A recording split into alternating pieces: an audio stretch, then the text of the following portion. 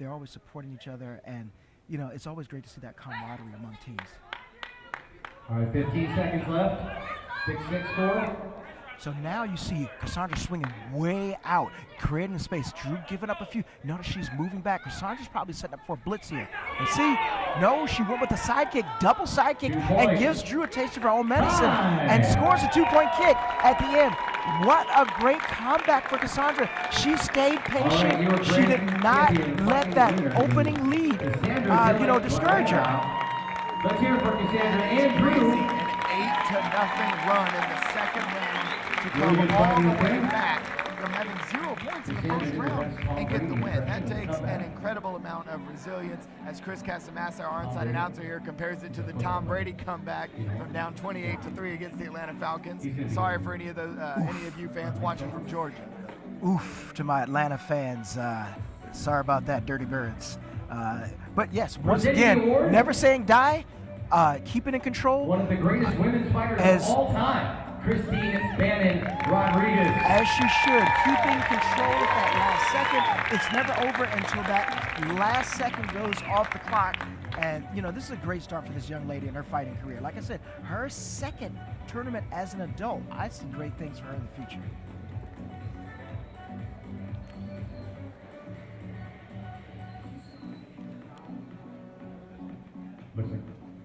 Our next competition on the stage will showcase some of the up-and-coming talents in the 13 under boys competition. Our first competitor to the stage is from Key Largo, Florida. Please welcome Sterling Keith.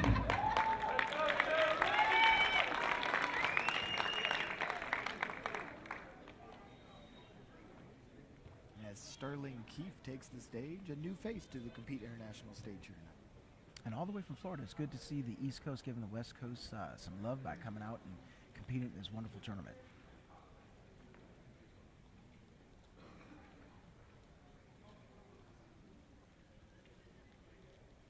Sterling giving us some suspense to begin his routine. This may be interesting. He may be waiting for his musical cue, or he may be just taking time to get himself ready and prepare before he goes on to compete. If it is a musical malfunction, this is definitely a test of nerves. As we saw last time at the Warrior Cup, Hayley's glass went on and competed, even though that was the wrong music that was played. We weren't aware of it at the time. I think I actually mentioned an interesting choice of music, only to find out later on that that was the wrong music. However, Hayley Glass being such a pro, she's just going to go out there and do her routine no matter what's playing. And the silver lining of a complication like that is that sometimes the judges give you a little bit of bonus points for kind of overcoming that adversity. So obviously competitors never want that to happen because they don't want to have to deal with that adversity, but sometimes the judges appreciate it a little bit more. It definitely shows a measure of discipline. All right, well, we're going to get started here in just a minute. Looks like we're ready, almost. As we get a little bit of music over the house speakers, we're trying to work out those technical snafus, gremlins in the system, I call them. One of the things about putting on a live stream like this, there's always something that's going on that you have to overcome, as I can speak for myself. From a Mad Action team and Sport Martial Arts team, we're always trying to solve problems at the very last second, trying to bring this to you. Once heard nothing can kill him, so he tracked down nothing and killed it. I hope the fans at home can hear these Chuck Norris jokes from Chris Casamassa. But if you can remember all my Chuck Norris ones, you have free stuff coming to you at the end of tonight's performance. Do you have a favorite Chuck Norris joke, Mallory? I think it might be Chuck Norris doesn't do push-ups. He pushes the world down. Chuck Norris and Superman had a bet. Classic. The loser had to wear their underwear on the outside of their pants. And that one takes a little bit of thought, yeah. Chris Casamassa bringing the fun as he always does as an MC, keeping us entertained. The new Batman movie coming out. If you are not familiar with him, he played the role of Scorpion in the older Mortal Kombat movies, not the new one that just came out. I do believe they were the 90s release. It was really great to see, someone that you meet. All right, here we go. Let's welcome out there Sterling in such a iconic movie as Mortal Kombat.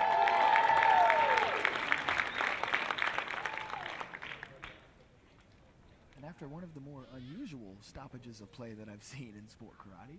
Sterling Keefe is going to do his routine.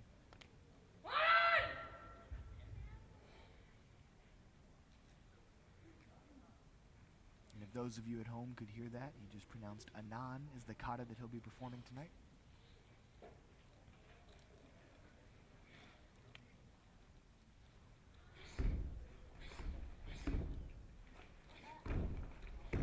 Strong series of techniques to get things going. You can hear the snap of the uniform. We're sitting all the way at the back of this room. We can still hear that snap. Speaking of other audio cues, you can hear the breath and the strike every time he is doing those palm strikes.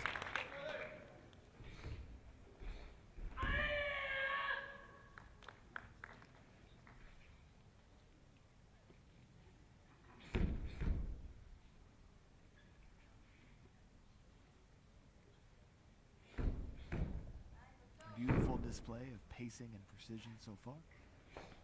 It's one of the important things to remember about watching a traditional competitor is that sometimes we can see a CMX competitor, because of the difficulty of their techniques, they have a little stumble, and depending on the size of the stumble, it may or may not matter. For a traditional competitor to come out victorious, almost without exception, they have to be near perfect.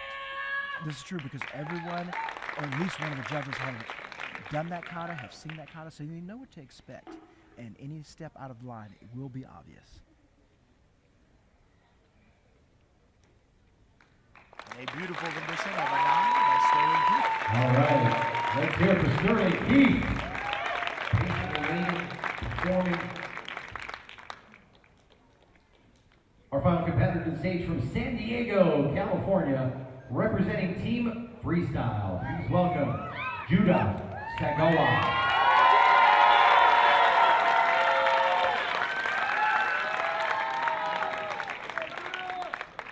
Judah Sagawa returns to the stage. He first appeared tonight for the team demonstration category, and now he's here for a solo act.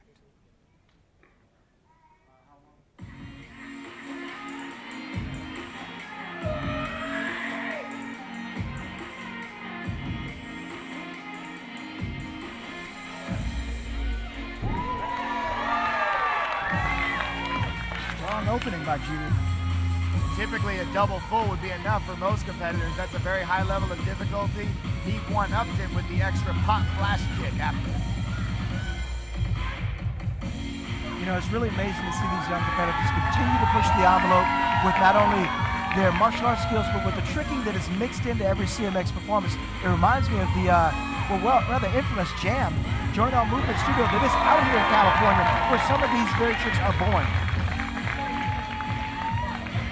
One thing I love about watching Judah is the extension of the hand technique. Sometimes you see great trickers go out there and maybe their back legs a little bent on their front stances and maybe they don't fully extend some of their hands. Judah's basics are fantastic, and that's what helps him set himself apart from the rest of the competitors. And really, at this area of competition, you're really just trying to find, you know, no pun intended, that competitive edge to make you set yourself just slightly above the next person that may come up or the person that went before you. And so again, we will have the classic duel between the traditional and the extreme. First, we'll see the scores for Sterling. In the seniors and in the young ladies, the judges have favored the CMX so far. Sterling is trying to turn the tide here for the traditionalists.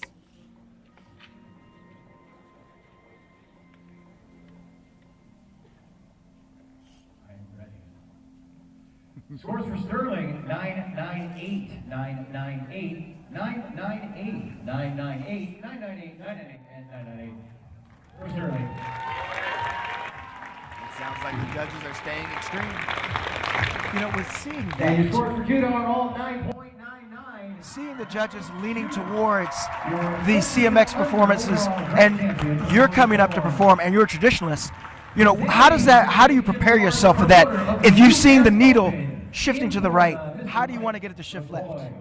Well, this is what sets apart sport karate competition from what you see in the WKF and the Olympic style of traditional karate, is that in open sport karate competition, the competitors are expected to bring in an extra element of performance, right? Ariel Torres will even tell you the way that he prepares to perform his kata at a NASCA tournament is different from the way that he performs his kata in a WKF event, because in NASCA you're given those liberties to perform a little bit more. So for any traditional competitors that are going to be coming up against CMX competitors, and you've seen some of these CMX competitors winning so far tonight, your number one priority needs to be go on stage and put on a show. It is the performance that's going to help you lift your kata to the level that the judges might go your way instead of an extreme competitor. All right, up next is going to be the 18 and over men's traditional weapons grand championship. Yes. Yes. Got one of my favorite divisions coming to the stage here, Mallory. I wonder why. Lebanon, Tennessee, representing Team Paul Mitchell. Please welcome Jake Presley.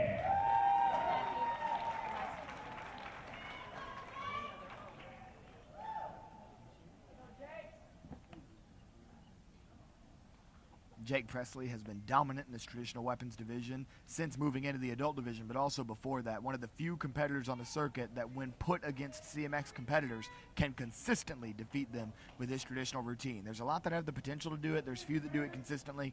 Jake Presley does it on a regular basis. In the adult division, however, he'll be competing against only another traditionalist. This will be a non-bladed, the bow that Jake is using, versus bladed, the sword of Alec Jahanvash that's coming up next.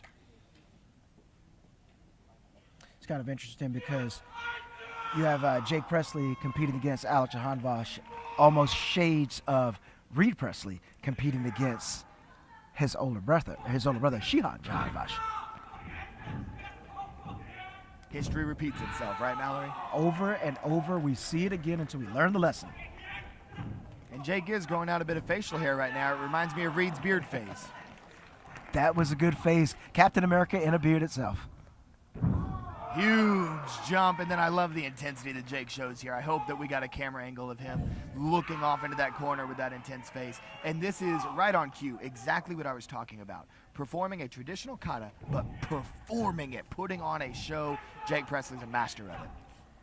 So I got to ask you, one of the things that I have noticed over the 20 plus years that I've been involved in sport karate is that the performance that you mentioned is accented with the wild flying hair. You saw it with Mike Chat when he was a young man. You see it with Jake Presley. You would see, you know, the hair actually telling the story itself in the routine. You know, it's almost like it's meant for me to fail. I couldn't get a 9.8 up there. Jake Presley, power unmatched in this division with an incredible performance once again. All right, our next competitor to the stage from Denver, California, representing Red Dragon Karate. Please welcome Alec Jahanvash. Alec Jahanvash, of course, the younger brother of, I possibly retired. I'm not sure if Shahan is retired or not. Shahan Jahanvash, but rocking the nice stash this weekend, as you'll see in the close-up of the picture that should be on your screen right now. And one key difference between Alec and his brother Shaheen is that Shaheen was known for doing the double traditional sword routine. Alec tends to prefer the single sword, and we'll see how that goes for him tonight. Lots of tradition, bowing before even beginning the routine.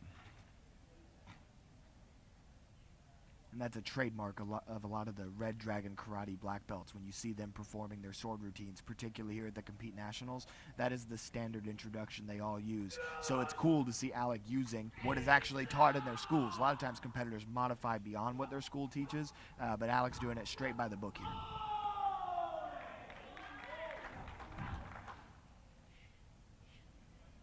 Representing the Asian World of Martial Arts product company.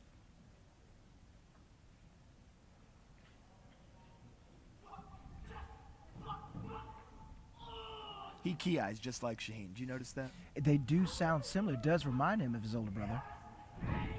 Shaheen just recently married, I think during the pandemic. We noticed that big jump spinning technique there. We saw something similar in Jake Presley's routine. That's the way that a lot of traditional competitors show difficulty to the judges. Those big jump spins right on cue, landing clean. Judges are watching the feet there to see if there's any kind of bobble on the landing. With a sword routine in particular, judges are also going to be looking at the number of times that the competitor sheaths their sword, because that is an opportunity for some mistakes to happen. And then, of course, not only the number of times, but how clean is it. So like right there, we see a flawless sheathing of the sword, and then right back out. Judges are going to give him some difficulty points for doing that. Notice the grip change there as well, having to twirl the sword between the fingers to switch from the forward grip to the reverse grip and vice versa. It's another thing that the judges are going to look at as part of his difficulty score. It's all in the small details.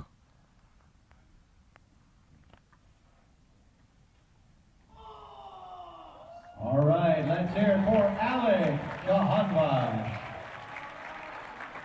A strong performance for the hometown hero. Our final competitor to the stage from Red Dragon Karate, please welcome Kyle Acosta.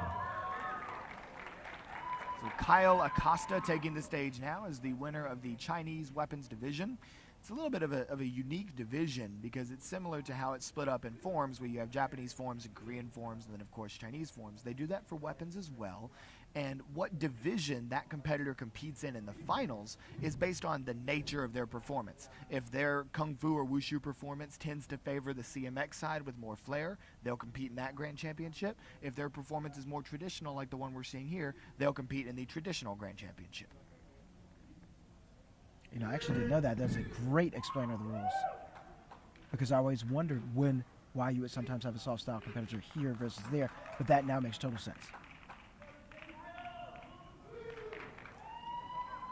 It is an admittedly subjective rule, but that's the nature of the sport. We have judges. Judges make subjective decisions, and that's part of the game.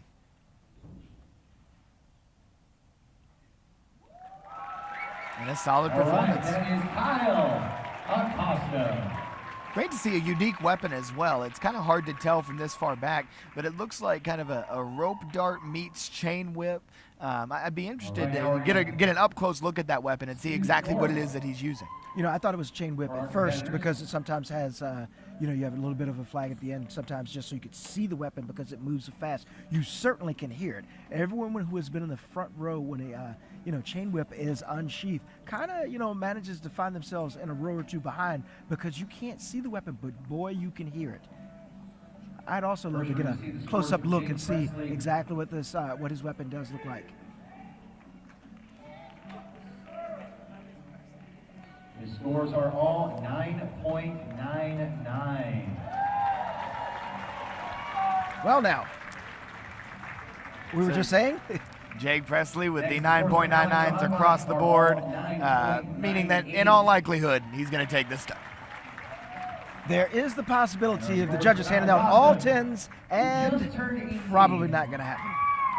Just a week ago, our 9.97 moved up to the adult division and won. All three of those competitors are awesome. Your winner, whose birthday is tomorrow, Jake Presley. And as you just heard from Chris Casamassa, Jake Presley's birthday is also tomorrow. Tomorrow's a big day for Sport Karate birthdays. We've got Jake Presley's birthday, Sensei John Sharkey's birthday, Richard Plowden's birthday is tomorrow, the great Kalman Choka's birthday is tomorrow. Very big day for Sport Karate birthdays. Wow. Oh, I'm sorry, I just got a note, Jake, the score was for your hair, not your routine. I apologize, I'm sorry. Let's hear for all three of those competitors one more time. Kyle, Alec, Jake, and Seafood, Dennis Brown. You gotta love how both the house commentary from Chris Casamassa and then the streaming commentary from the two of us both have to mention Jake Presley's hair. Something that we know, I know that Nini, otherwise known as Jake's grandmother, she always tunes into our streams and she's watching from home. She is a huge Rafael Nadal tennis fan. So maybe Jake's growing the hair out to look a little bit more like Rafa. What do you think? I think, you know what, you might be onto something. There might be something there. Mississippi? That is correct. Representing Team Competitive Edge, please welcome Annabeth, A.B., Hedgebeth.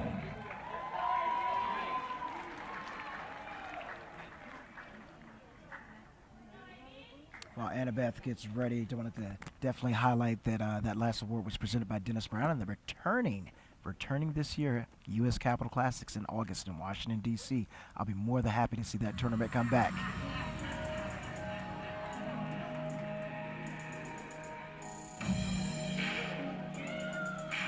One thing to pay attention to as Annabeth takes this stage is her charisma. She puts on a show when she performs. I would almost describe it as a spunk that she has when she enters the ring. Really takes her performance to another level.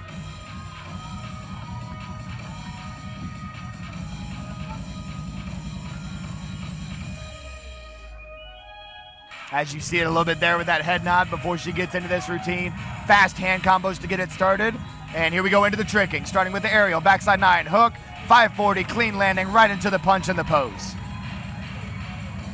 You know what? This is reminding me a little bit of shades of another California competitor, Emcee, with the tricking and the speed that she does these tricking combinations with, who was also in attendance today. Certainly some stylistic similarities.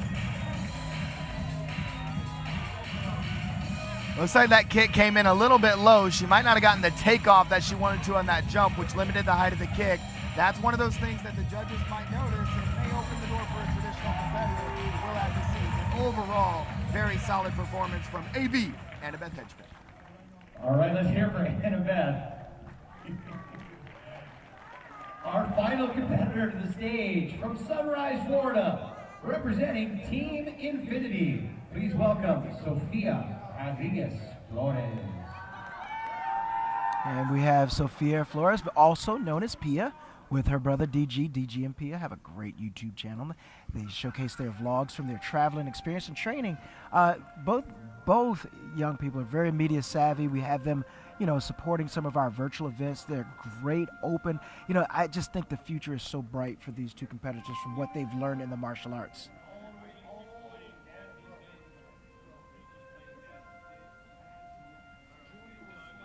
We saw this performance from Sophia Rodriguez Flores at the AKA Warrior Cup. One thing we loved about it there was her excellent choreography with the music, the way that the mood of the routine matches the pace of the music. Truly beautifully done. Definitely well picked out music to choreograph with this routine, as we will see during this entire kata.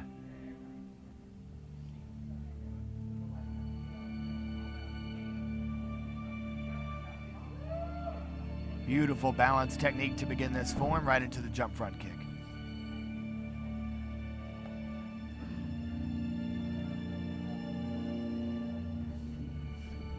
Just as you mentioned, the tone and the pacing of this music as she began that kick reminded me of almost like a sunrise, like we're truly beginning this form, and then it balances out just in the middle here, and then to continue with the powerful techniques as we reach almost the middle of this kata routine.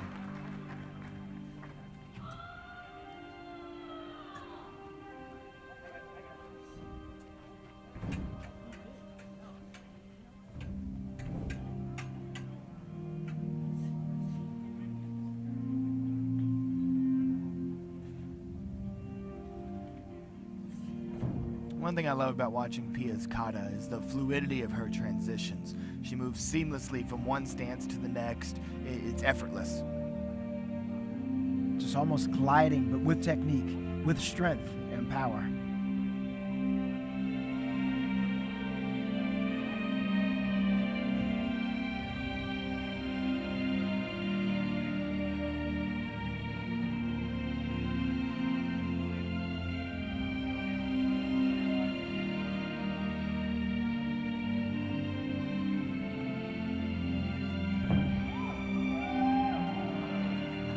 Beautiful jump with a clean landing. Another competitor showing off the difficulty with an aerial technique.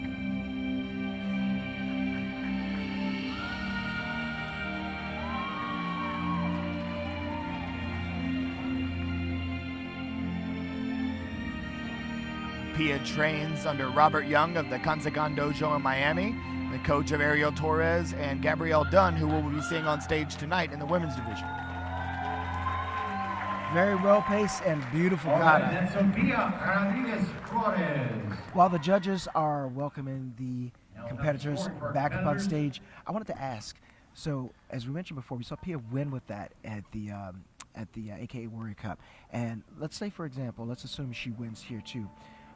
What, All right, our scores are entered. or do you have pressure to change a routine? Or do you stick with the winning routine until it no longer wins? 9.98 and I mean, my philosophy is, as I pause to get a listen to those scores real quick, is that if it ain't broke, don't fix it, right?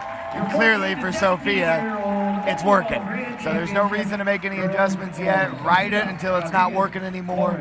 Great competitors will make that adjustment when they can tell that maybe instead of winning with unanimous decisions, they're winning on some split decisions. And so before they start to lose those divisions, that's when they switch it up a little bit, add in a new fold for a traditionalist, maybe run a new kata, and try to step up the game a little bit. But for the most part, if it ain't broke, don't fix it. And it certainly ain't broke for Sophia Rodriguez-Flores. That's 2 for 2 for her.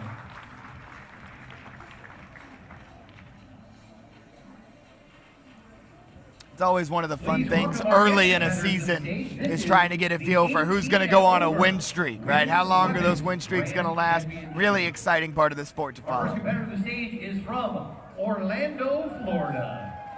Representing Team Paul Mitchell, please welcome Hayley Glass. And as we turn our attention back to the stage, another one of your team members, Hayley Glass, newest member to the John Paul Mitchell team. Hayley Glass has been a powerhouse in the adult division since moving up last year. Double overall grand championships on multiple occasions. US Open, Diamond Nationals, you name it, Hayley Glass has achieved it in the last year or so.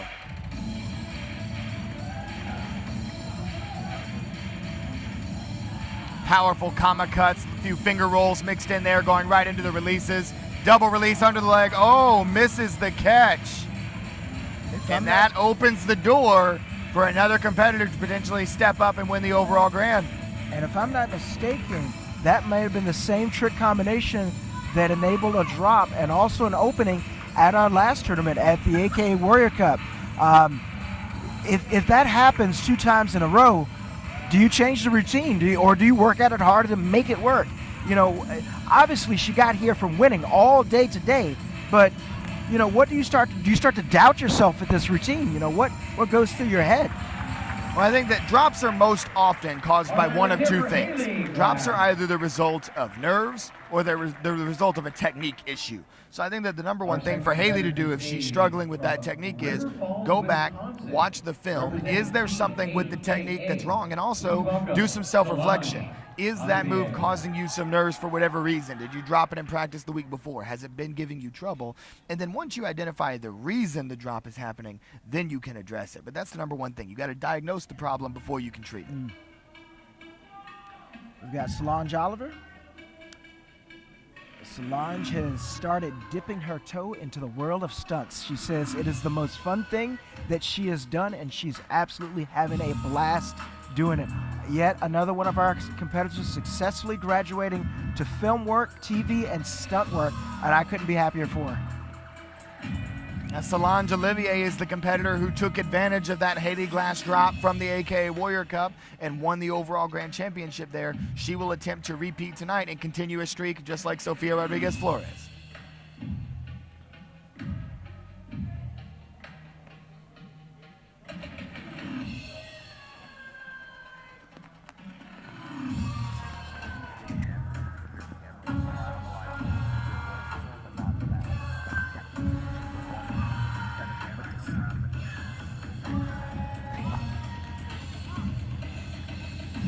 So as Solange Olivier wraps up her intro, she's about to take off.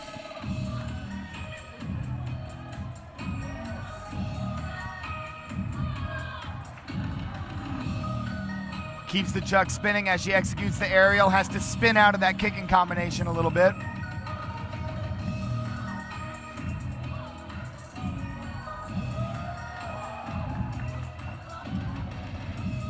So far, so good for Solange Olivier. And we talk about strategy and adjustments. When you see a competitor like Hayley Glass drop, you got to be thinking, what adjustments has Solange made? Is she maybe taking some moves out because she thinks she can be more conservative in this situation? It is a bit of a strategy move on the fly. You know, there's nothing wrong with taking something out if a competitor, especially a strong competitor, has made a mistake. But sometimes taking too much out could open the door for another competitor as Sarah Campbell gets ready for her routine. Solange Olivier's teammate, Sarah Campbell, taking the stage. In my opinion, one of the most underrated competitors in this sport right now is Sarah Campbell. She has had some issues in the past with some drops, particularly when she was in the junior division. She has since resolved a lot of those issues in the adult division. Knock on wood, of course, because we want to see her hit this routine here. And she is going for her first overall Grand Championship title.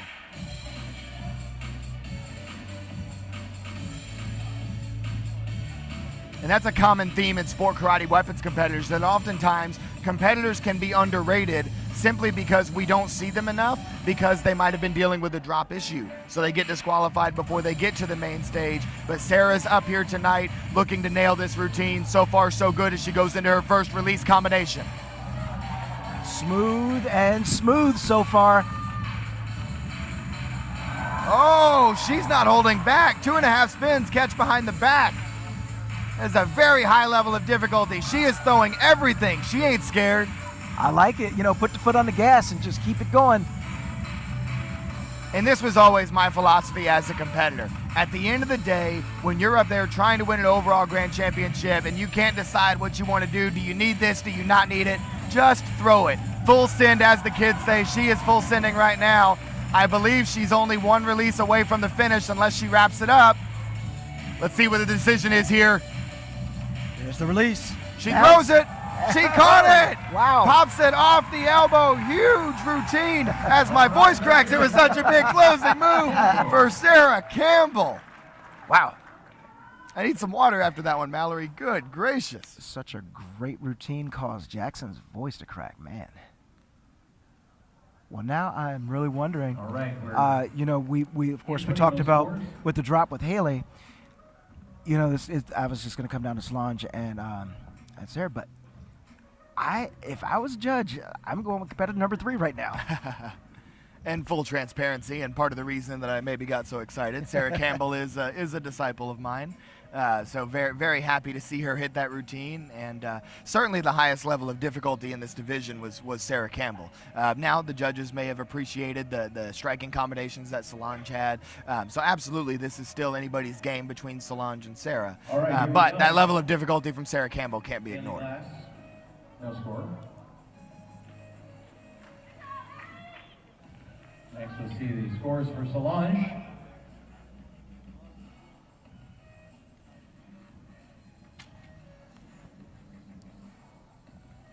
Little suspense from the judges this Or evening. not, but we will have Definitely time for more so. Chuck Norris jokes.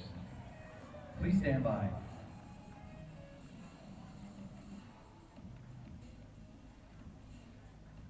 Cue the Jeopardy music. You can almost hear it. As soon as you say the Jeopardy theme, you can hear that going on in your head. It's always fun watching competitors that are standing on stage waiting for their scores. Not many people know Notice this, how they all have but the it's exact same Chuck posture. Norris. Hands behind the back, just kind of waiting, seeing what happens. Chuck Norris that lives. You're welcome. You can use that one later. Chris Casamassa keeping the crowd warm with his Chuck Norris jokes. You know, I've got a Chuck Norris joke. Oh, what you got? Chuck Norris was once bit by a rattlesnake, Oh, what and happened? after 7 days of excruciating Another fun pain, fact about Chuck the Norris. rattlesnake He died. actually has a bear rug in his living room. It's not dead or anything, it's just too scared to move. I'm actually waiting for us to tell a Chuck Norris joke and it crosses over and Chris repeats it at the same time. You know it's going to happen. On the way out, I'm here all weekend. Those of you tuning in to the live stream, be sure to let us know what is your favorite Chuck Norris joke in the comments. That will be interesting. Also, chime in while we're waiting for the judges to make their decision. Are you hashtag Team Solange or hashtag Team Sarah for this division? Ooh, that will be interesting to see what the tabulation is going to be.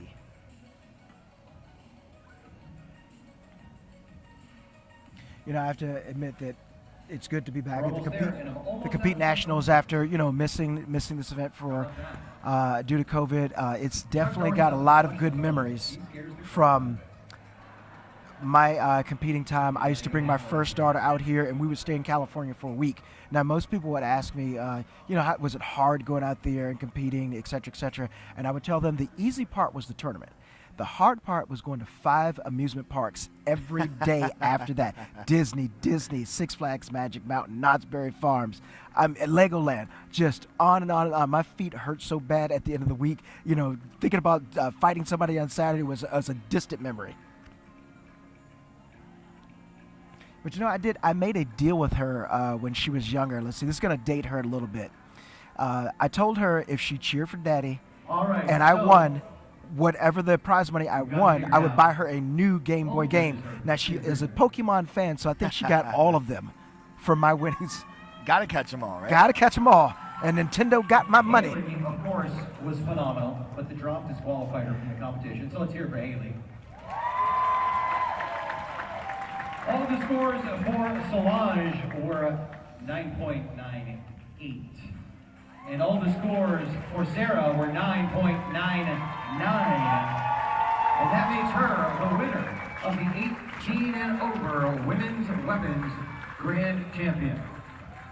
And in a line with our prediction, Sarah Campbell is the overall Grand Champion. Is the amazing Joey Perry. Something about getting that first championship that you finally break through. That's great. Like I said at the top of the show, 12 years ago at this tournament, I won my first career overall Grand Championship. So very cool to see a student of mine, Sarah Campbell, being able to secure her first career win. And it's in the adult division, which means she's going to get some prize money to boost. Hey, you know what? Not too bad getting a little bit of that cash money. Please welcome our next competitors to the stage. This is the 18 and over Men's CMX Forms Grand Championship. Our first competitor to the stage is from Diamond Bar, California, representing Red Dragon Karate. Please welcome Alec Jahanbash.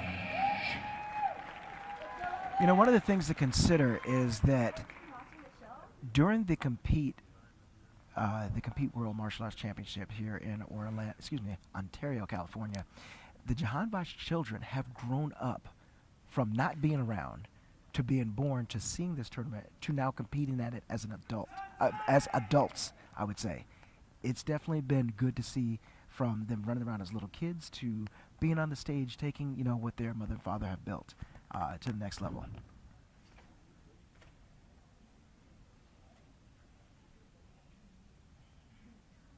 And it's interesting to see the performance that Alec is putting out right now. This was announced as the CMX Forms Overall Grand Championship. Sometimes you will see a traditional competitor make it into the adult CMX finals because in the men's division it is separated between the traditional and the CMX. But a traditionalist can make it to the CMX if they do a musical traditional routine. But here we don't have any music, so I'm wondering if maybe Alec qualified with a creative routine and then is maybe choosing to run traditional here, which I haven't seen done before, or maybe there was an issue in the announcing and this is the traditional Grand Championship. Time will tell. Time will tell. We know that fortune favors the brave, so this is a bold move if that is the case for what you described.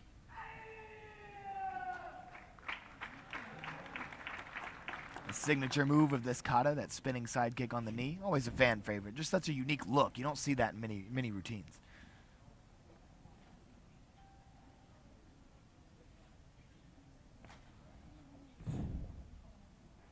A big jump with a clean landing. Rotating into the round kick on the knee, standing up. Very smooth transitions here from Alec Jahanbash.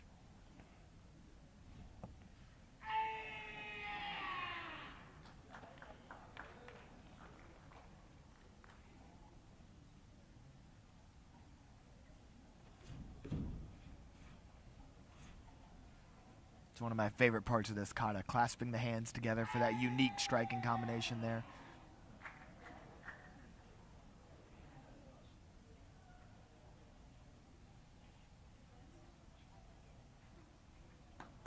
Beautifully done for Alec Jahanbash, and now let's see what he's up against.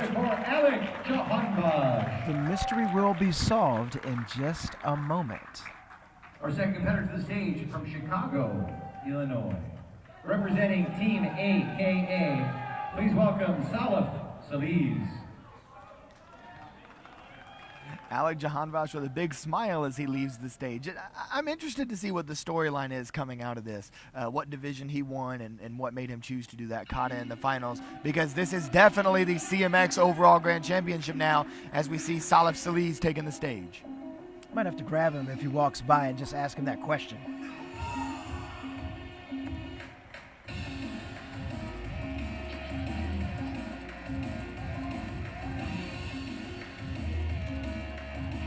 Salif likely the favorite to win here tonight. Got a very high level of difficulty in his routine. He does have the shuriken cutter in his bag. We'll see if he throws it here. Danny Etkin of Team Paul Mitchell has been inactive at the first couple of tournaments this season, opening the door for some new faces in this division. Salif making his presence known with that big back handspring X out to begin the routine.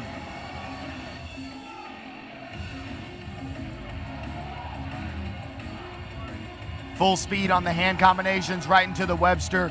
And look out for the unique style here. Gainer switch, throws the double cork. Beautiful execution there from Salif. But as I was saying, with his selection of techniques, watch the uniqueness of his striking. He strikes in so many different ways, not only the typical chop punches. There you see him throwing the knee, the elbow, the dodge, the spin hook kick touching the ground. He mixes it up so well. It does definitely make his routine stand out a whole lot more.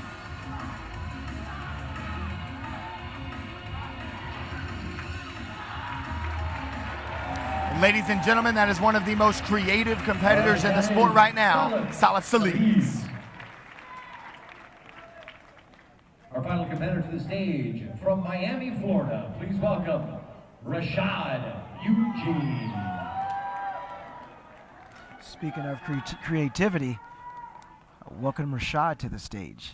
You know, this young man has just creativity just flowing out of him from his weapons routines to his painting, his custom painting of tennis shoes.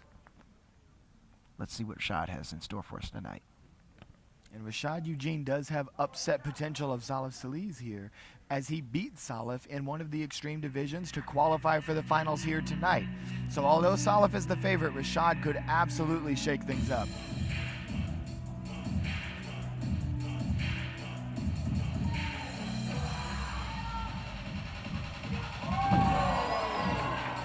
The Black Mamba choosing to open his routine with an X out as well.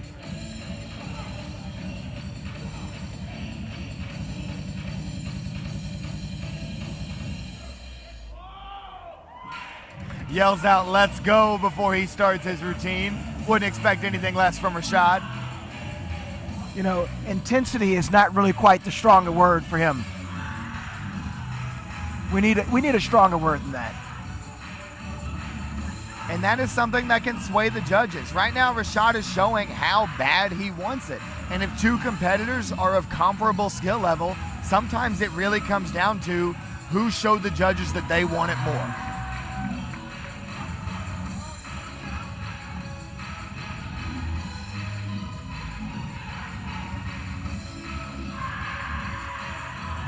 A very clean routine from the Black Mamba himself, Rashad Eugene. Rashad Eugene.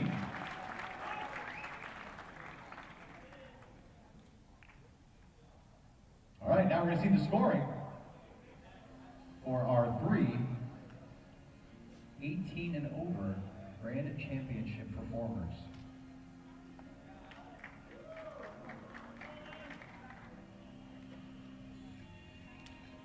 All right, we're putting the scores.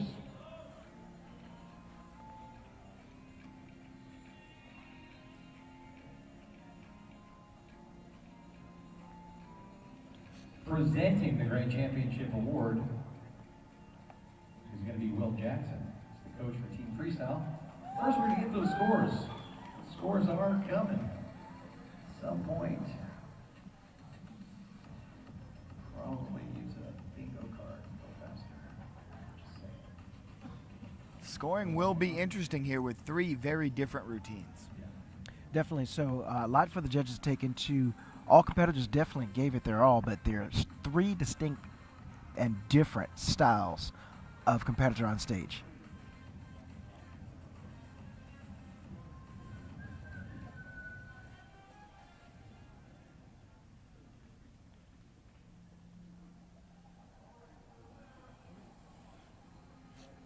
All right.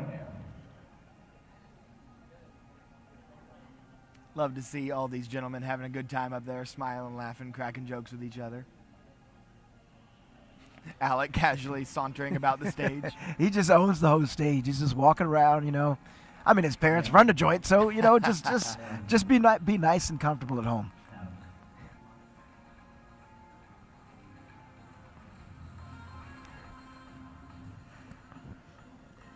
Two guys walk into a bar. Wrong crowd. While we're waiting for the judges to render their decisions, it was Rashad who shared with me that he just completed his first stunt project this week. So another person dipping their toe into the stunt and film industry. So, and I think that, you know what, an individual like him could really bring some action to the screen that people haven't seen before.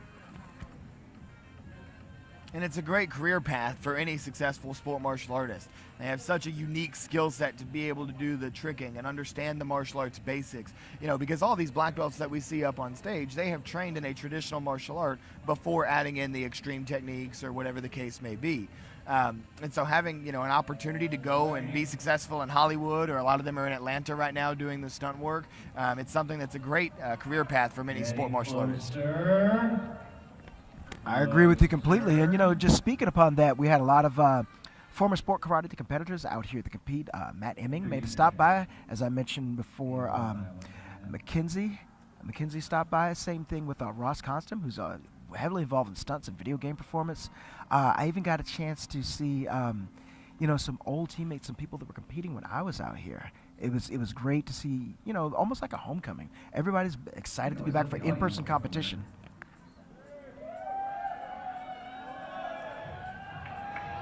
I'm going to start a riot in here. All right, how many of you want...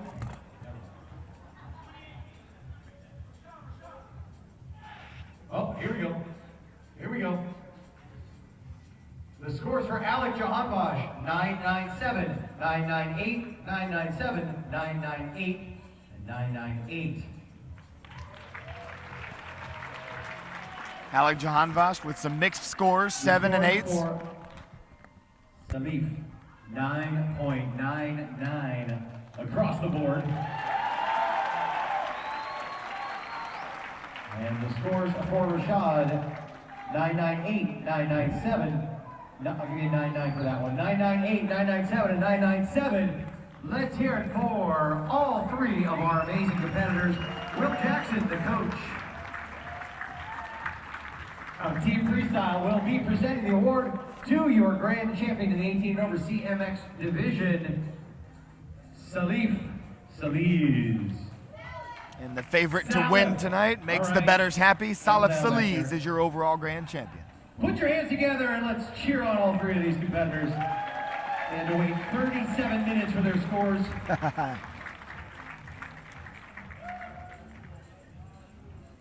All right, next up is a performance from the winner of the boys 14 to 17-year-old.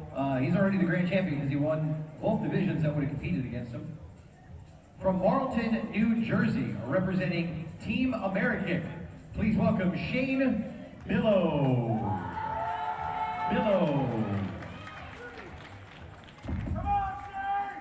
So in the junior divisions, they pit the, in this case, 14 to 17 traditional and CMX forms or weapons winners against one another. So in this case, because Shane is the only one competing in this division, that means he won both the CMX forms and traditional forms divisional grand championships, meaning that he's going to compete against himself. He's just putting on a show tonight.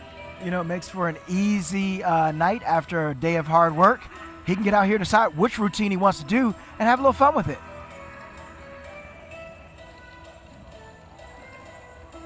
One of my favorite moments seeing a situation like this was Mason Stowell did it when he was still in the junior division. Did it multiple times, but one particular time he decided that he was going to run a new kata that he'd been practicing and didn't have fully memorized yet. Wound up forgetting his kata and giving us a little CMX performance instead. That just speaks to the competitive efforts of Mason. You know, he may have stopped, but hey, you know what? The show is going to still go on, and let's just keep running it. And that's what it's all about. And we see Shane put on a show here into this tricking combo. Cartwheel to the D-leg full. Shane, a competitor that really has come a long way in recent years. You know, look back 3-4 years ago, pre-pandemic, he was a competitor that was good but not great. He would consistently break into the top 4, but he hadn't been able to kind of push through that glass ceiling yet, if you will. But now, coming out of the pandemic, he has taken advantage of that extra time to train, and he is now one of the top young competitors in this sport. Overall grand champion. There is absolutely no need to score him because he's already won. And that just speaks to his desire to want to win. You know, when you're reaching top 5 and even top 3, but if you want that coveted #1 spot, you got to put in that additional work and break through, just as you said. They want to score him anyway. Okay, makes perfect sense. All right, Terry Kramer is the promoter of the St. Louis Silver Sun Showdown. Say that 3 times fast. He's an awesome martial artist and former world champion. He's presenting the Grand Championship Award to Shane Billow. Terry Kramer. 2-time Warrior Cup champion and one of the top point fighters in sport karate's history, to be honest. Terry Kramer presenting the award. Remember Terry from his fighting days. Remember from the movie Kramer versus Kramer. Not many people know that. Fun fact. One of the great things about Terry Kramer is he's one of the better judges, and it takes me back to a memory of, unfortunately, 2 martial artists that have passed. It was K.A. Kevin Thompson versus my instructor, Gerald Dawson. And these guys have come up through the ranks together, and they faced each other many times. Gerald, if you remember, was a rather large man and throws a reverse side kick. At that moment, Terry decided that the ring needed to be stopped. I don't know what the reason was, but Terry stepped into the reverse side kick, did not attempt to block it, just ate it, key-eyed, and didn't even flinch. The entire crowd gave him a round of applause because that would have folded a mere mortal. Competing in tonight's men's lightweight sparring overall grand championship, in the red corner, Paulo Rafael Servicio. Oh, that's awesome. Up in the red corner, wearing the yellow pants, we've got a disciple of the great Raymond Daniels. Paulo, he's been studying under Raymond Daniels, you know, for quite some time. I think, in the blue corner, I'm quite sure as a junior, I don't know how many years. But he's got a stiff test tonight, as we've got one of the West Coast's very own and best, and that is Jack Felton, also teammate and captain of the All-Star team.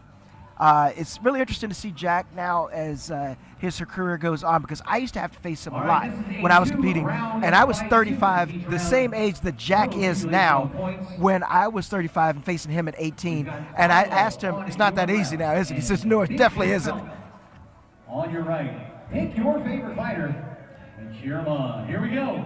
We've got the classic battle between the savvy veteran Jack Felton, one of the greatest lightweight point fighters of all time, against the rising star. And Paulo Serafico, they call him Pal. Pal gets an early point, but Jack's going to follow back up. That's one thing about Jack. If you jump out ahead early, expect a little payback. He's going to get that point back, and he's going to get it back quick. He wants to establish dominance in that ring as he blitz forwards, and Paulo with the sidestep, looking very much like a Raymond Daniels. Looks like he ran into that side kick. No score there. No, they did score. He folded him with that defensive side kick. I would hope that scored. Might be a great advertisement for some glasses if none of the judges call that. We can get sponsored by, you know, 4 Eyes or, you know, any contact lens company with that.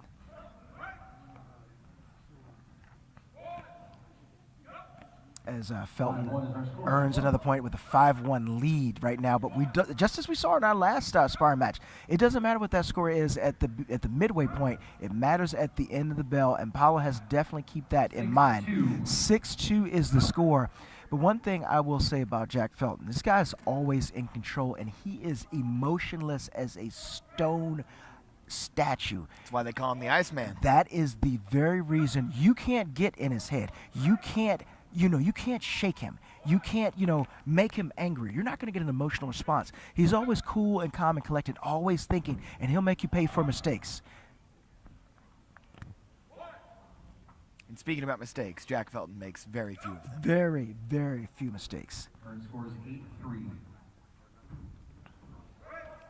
It's always interesting, you mentioned how Jack is known for being emotionless when he fights. But also, typically when you watch point fighters, they do fight with some level of emotion. When you see teammates, a member of the All-Stars junior team here against a member of the All-Stars in Jack Felton, they suppress their emotions so much because they want to show respect to their teammate. And it's always interesting to watch the way they interact in those situations. You're exactly right. And especially with these teams, or being an instructor-student, as it happened to me a lot of times, we would say, "Hey, we're not bowing out. We're going to settle this. We'll celebrate at the end as teammates and instructor-student or dojo brothers and sisters, but we're not bowing out. We're going to give the people a show. We're going to go ahead and show them what we've been working on. Maybe there was something, and sometimes that does give you a little too much respect. It reminds me of a story.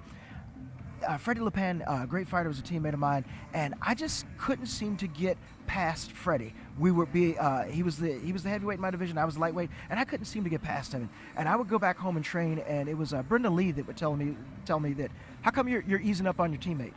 You come in here and you treat everyone else just the way you want to do as a competitor, and you ease up on Freddie. And I never thought of it that way. And maybe it's because he's wearing the same uniform as me. Maybe I did take a little steam off. And the next time we did face, I did beat Freddie. It was kind of like a mental block to get past, just because someone is your teammate, that you pull back a little bit. And I was glad that she called me out on that and helped me fix that. Jack Felton is on your right. Paolo is on your left. See if Paolo can manage a comeback. We have the women's fighting. Then another perspective here. Think about how cool this must be for Paolo. Win or lose, he's getting to fight against an all-time great point fighter, somebody that he looks up to. He's probably trained with numerous times, being a member of the All-Stars junior team. Has to be a cool moment for him. You're absolutely right. I mean, it's one of those things you want to one of those times you want to show yourself. You want to show, this is what I've learned. All the hours that we practiced together, I want you to know that the time you spent with me, by scoring points on you, was well spent and well earned. And Jack will respect that 100%.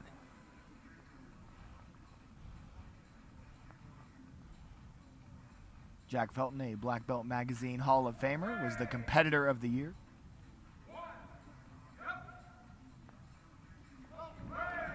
And as Jack shows you, his license may say 35, but he still's got some great kicks. And it's interesting because a lot of times he's not necessarily known for his kicks, but he's got them. A lot of times you will forget.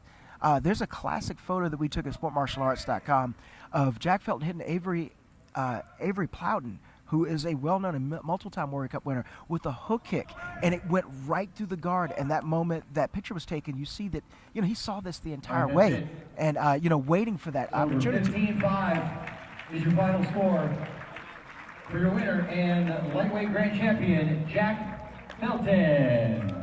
And Jack Felton repeats here at the Compete Nationals. He was the men's lightweight point fighting champion at the 2020 Compete Internationals, and he repeats here tonight as we see Raymond Daniels, widely considered the greatest point fighter of all time, taking the stage to present his teammate Captain Jack with the award. And definitely congratulations in order with Raymond Daniels and his lovely wife, Colby Northcutt Daniels. They will be welcoming a new baby girl later on this year. Got a chance to see both of them, and I know it's an exciting time for them, bringing a new life in this world. And you know what? Watch out. Watch out. With that pedigree, the ladies division has officially been put on notice early. In the red corner, please welcome Ryan Rodriguez. His opponent in the blue corner, Terrell Walker. Now we have Brian Rodriguez over here in the silver and orange, representing Team Proper. Junior is his coach, well represented out of the West Coast, fierce competitor himself. Right, and Terrell. we have heard the name Terrell Walker. You may know him as Kevin Walker, but as he told me, most famous people are known by their middle names. So Kevin Terrell Walker on our left with the white headgear, and Brian Rodriguez over on our right. Now, this will be a very good match. These gentlemen have faced each other multiple times before, and we see Raymond Daniels on the stage this time coaching his teammate, Kevin Terrell Walker. Kevin Walker, one of the most active fighters in the game. Absolutely. I mean, it's like every week he might fight the tournament on the way home tomorrow. Cheer them on. Round 1. Fight.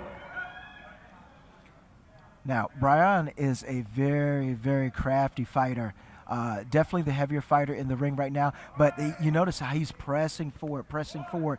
But Walker, with that speed, gets that body punch in time. A hook kick, very well scouted by Walker. Blocked it right on the elbow. But I would have gone with the body punch. Again, they go with Walker, 2-0.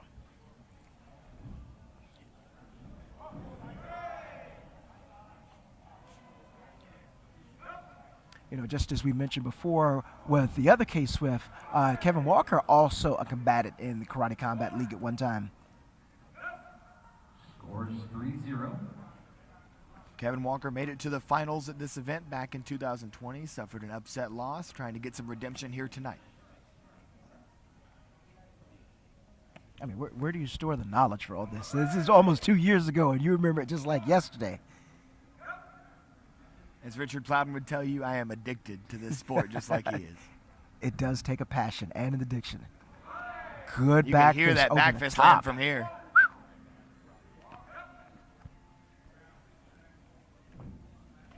There's a counter back fist by Brian. Great takeoff. Scores 5. For those of you watching at home that may not have seen point fighting before, speed is the name of the game. The first clean technique that lands is what will score. Emphasis on the word clean, Mallory. Clean, absolutely. It must be something, it must be a martial arts technique that is scored. It must be clean, hitting a legal target area, in this case the headgear or the body, as Kevin Walker scores another point. But Brian he's a smart fighter. He's going to wait. He's going to be patient about it. So he's going to, you notice how he didn't panic when that axe kick went up. He almost baited it in. The score was not by the kick, but by the punch that Kevin threw. So it takes someone that's very confident in their counter techniques to allow you to raise that leg up and just almost ignore it. Time is up on that round. One more point for Terrell Walker. Score is 8-2 at the end of round 1. A 6-point advantage for Kevin Walker, but as we learned in the ladies' final this evening, a 6-point deficit going into the second round does not mean that's all she wrote. No, it definitely does not. You still have 2 minutes to make up that deficit, or in this case, to defend the lead.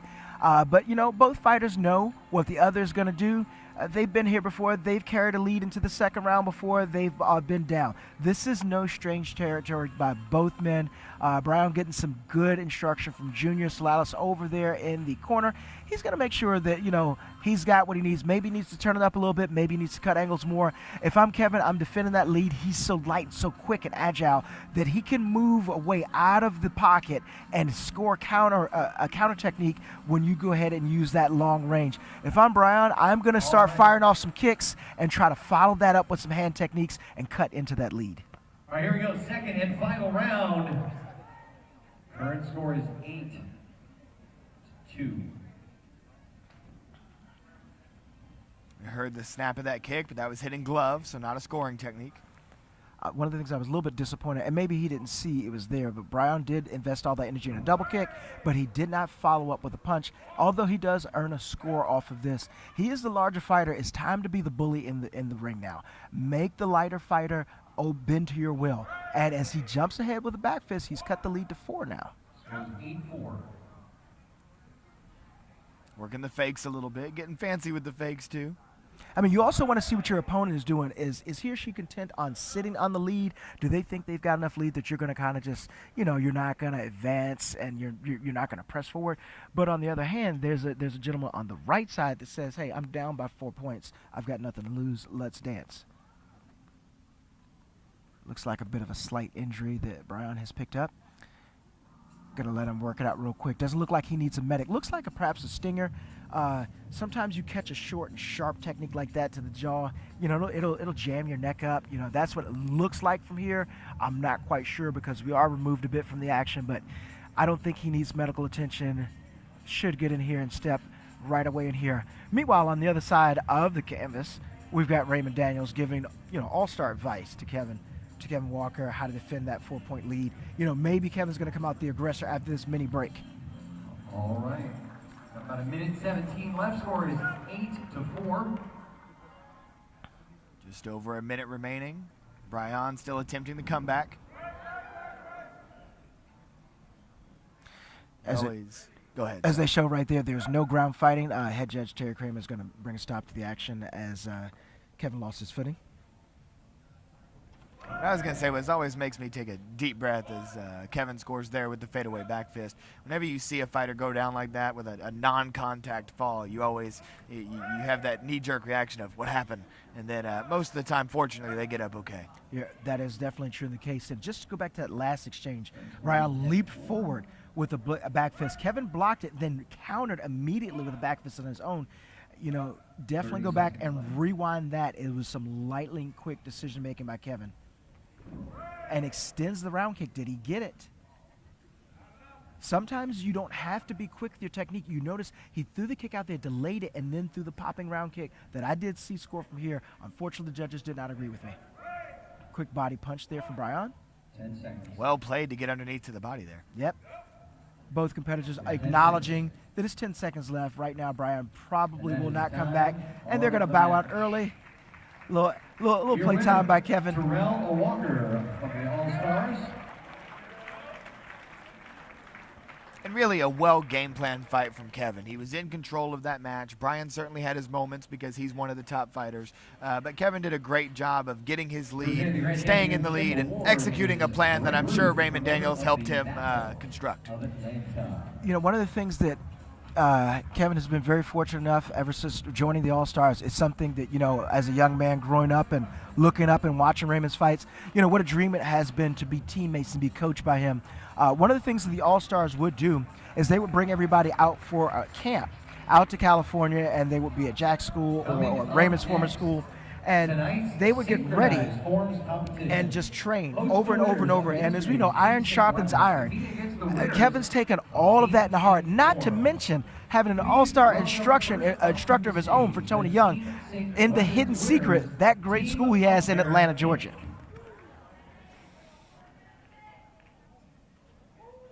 And now we will see a battle of forms versus weapons for the synchronized title of the Amerikick national team, represented by Shane Billow and Alessandra Alanea.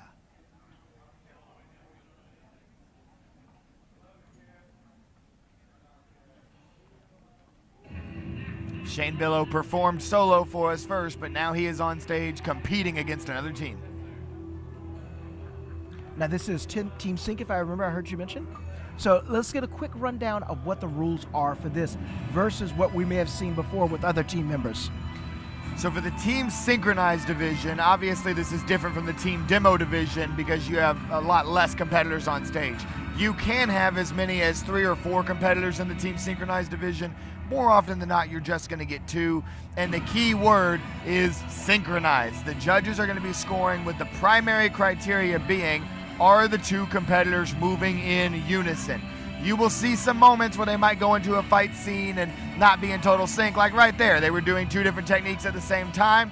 A little bit of extreme action in the middle of the traditional routine as Shane throws a gainer, basically a backflip off of one leg. So they are going to mix it up a little bit, but the majority of the routine is synchronized, and that's what the judges are focused on. Now, if I remember right, this is something that both you and Jake Presley did a lot. One of the things that was always admirable about that is that you guys don't live near each other, and yet you came up with a sync routine that requires practice, getting used to your partner's technique, speed, and also their pace. It's really amazing that you all were able to pull that off multiple times. The Team Sync form winners from Team AKA.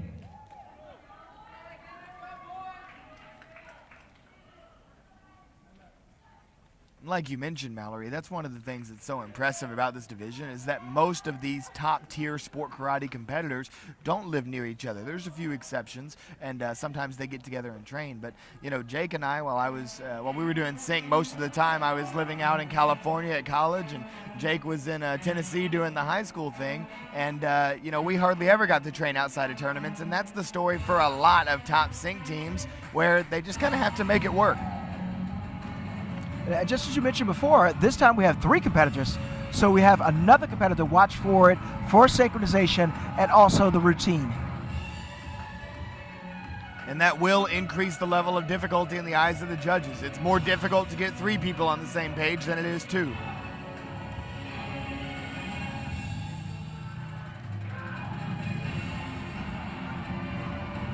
Love to see them mixing up the angles, using Salif as the centerpiece.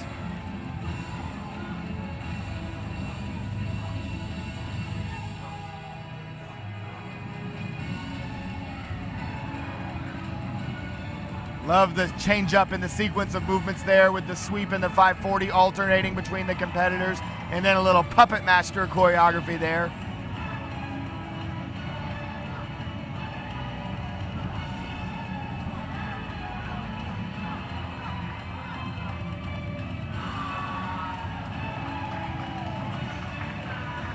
Now, while the camera is firmly on the competitors on the stage, off to the side of the stage are the other AKA teammates, just as excited as if they're on stage, cheering their teammates on. And that's always been a signature of Team AKA. They always seem to draw a crowd of their teammates over there at the side of the stage. Really special to see that camaraderie amongst those players. You know, it means a lot, too, when you're up there. You don't walk, you may walk to the stage alone, but you truly are not alone. Your teammates really have your back. All right, here we go. Salif might be a little tired. He might be a little bit winded. You know, he's done a lot tonight. Or second performers. Right, because that says Salif. Salif? Is that you, Salif? All right, scores for them. Or not. All right. The score. So feed me bad intel, man. Someone take the shot. Take the shot on 3, please. And as you might hear from home, some technical difficulties with getting our scores out. American. 998, 998, 998, 998, and 998. So a solid showing from Team Amerikick, but it looks like tonight will be Team AKA's night. 9.99, 9.99, 9.99, 9.99, and 9.99. Let's hear from both of those teams, Team AKA and Team Amerikick, your synchronized divisional winners. And now grand champion going to Team AKA. And their celebration might as well have been choreographed. The 3-way handshake, and then the hug, and then the fist bumps. All well synced. Nick Smith, promoter of the Cowboy Up. Yee-haw! That tournament's coming up on March 11th and 12th. We're going to have a great time there.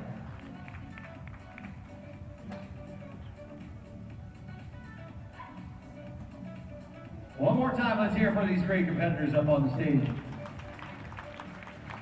You always love to see that. Fist bumps all around between the teams, that mutual respect for one another. You know, it really couldn't be emphasized more in the martial arts. The area of good sportsmanship. All the competitors really demonstrate. You know, they bowing, shaking hands, and you may have won today, but I'm going to be back to challenge you tomorrow. That's always great to see. Now we have Adamas Rachkauskas taking the stage, otherwise known as Atom Bomb, because I had to practice that name before I said it. In fact, his dad told me before the competition tonight to just call him Atom Bomb, but I was adamant that I wanted to get Rachkauskas. Aha!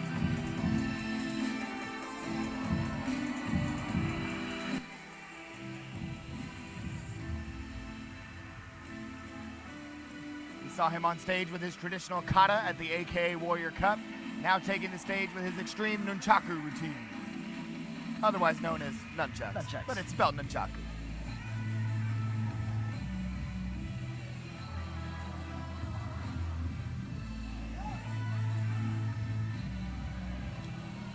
So far so good as he's clean on the tricking combo.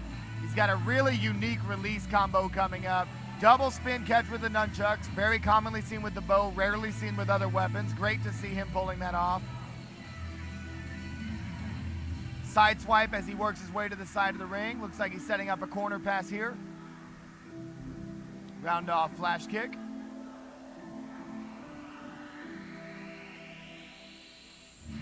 Double spin box cutter release. All that means is he threw it sideways instead of throwing it vertically. So whenever you hear me say box cutter, just a horizontally rotating release.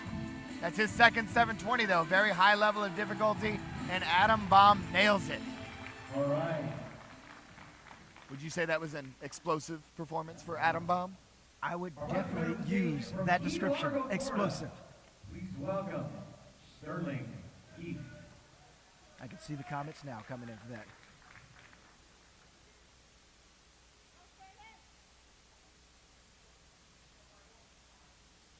Sterling Keith making his presence known once again. He returns to the stage, made his first appearance early in the show with his traditional kata, and now we will see his traditional katana.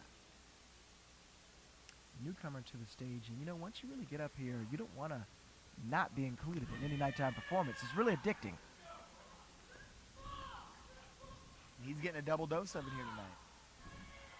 Now let's see what he's got for his sword routine. Lots of difficulty in his early cutting combinations. We've seen a grip switch. We've seen some manipulation of the sword as he kind of twirls it around going into the cutting techniques.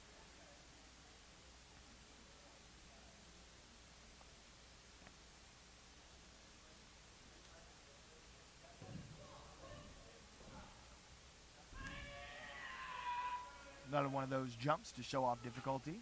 We've seen that in the traditional routines all night tonight. But one thing I've noticed is that every competitor's is a little bit different. You don't see many of the same jumps. Every competitor's got their own way of doing it that has their own style to it. You're exactly right about that. Some people, of course, can jump higher than others, but it's also the style in which you do it in. Just going back to Jake Presley, the way that he jumps, he brings his knees up, which makes the appearance of the jump to be absolutely much higher. And he's able to hold that body control in the air that draws your attention to see him effortlessly float down and stab that bow into his opponent.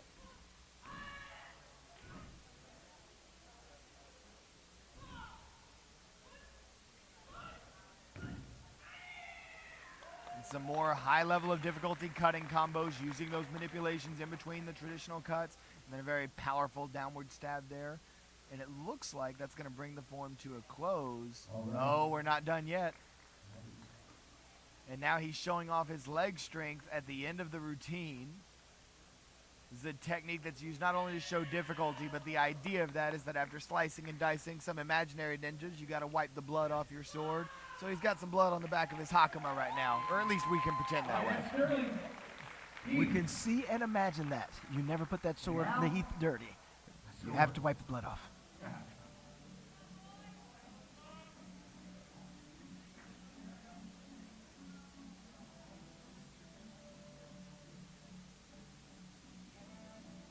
Yet another chapter will be written in this duel between the traditional and the CMX. At the ball. Scores for Adamas are 9.99, 9.99, 9.98, 9.98, 9.98. Interesting.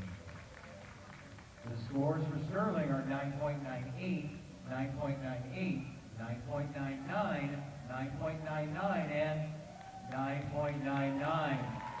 For your winner by 1/100th of a point, the closest tonight, Sterling Keith. And that's one for the traditionalists. And there are 7 judges on our panel, but by NASCAR rule, you drop the high and the low scores, so that's why you only heard 5 scores read. And by 1/100th of a point, we have a winner. And promoter of the Diamond Nationals, Mr. Larry Boom Boom Carnahan. Not so sure about that nickname of his. It's a Chris Casamassa signature. Yeah, he goes and he finds out, you know, the little things that we don't know, and he lets us know about them. Now, when I was on stage at the Compete Internationals, I was called Jackson Boom Boom Rudolph a number of times. That seems to be It's a good go-to. It's a good go-to. Hey, nickname is being passed on. Rather, this time passed up to Mr. Carnahan. And so Sterling Keefe taking the stage, making his presence known, and getting a win tonight. Well earned. Next up is a performance from the winner of the girls 1300 overall form grand champion. Earlier today, she won both the girls traditional and the CMX grand championship competition. Talk about domination. From Brockton, Massachusetts. Yeah, representing Team AKA, please welcome Isabella Nicoli. Isabella Nicolai returning to the stage, much like Shane Billow. She won both of her divisional grand championships, otherwise known as runoffs, and so she will be performing for us this evening.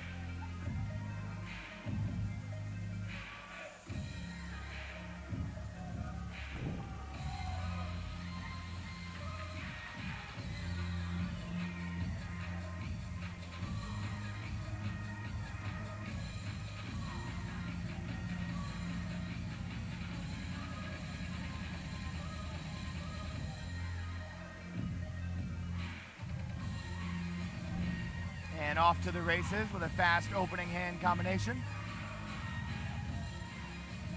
Setting up the tricking, here we go. Spin hook, touchdown raise. Little Valdez to the flash kick, otherwise known as a back handspring with one hand. That's what we call it, Valdez.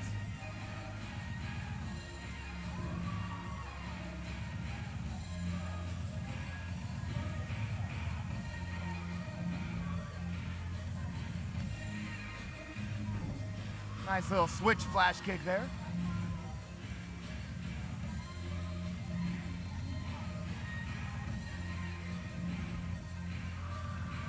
And Isabella Nicolai representing herself very well with that demonstration. And once again, another competitor that wins both their respective divisions, so just an easy performance at the end and the nighttime finals.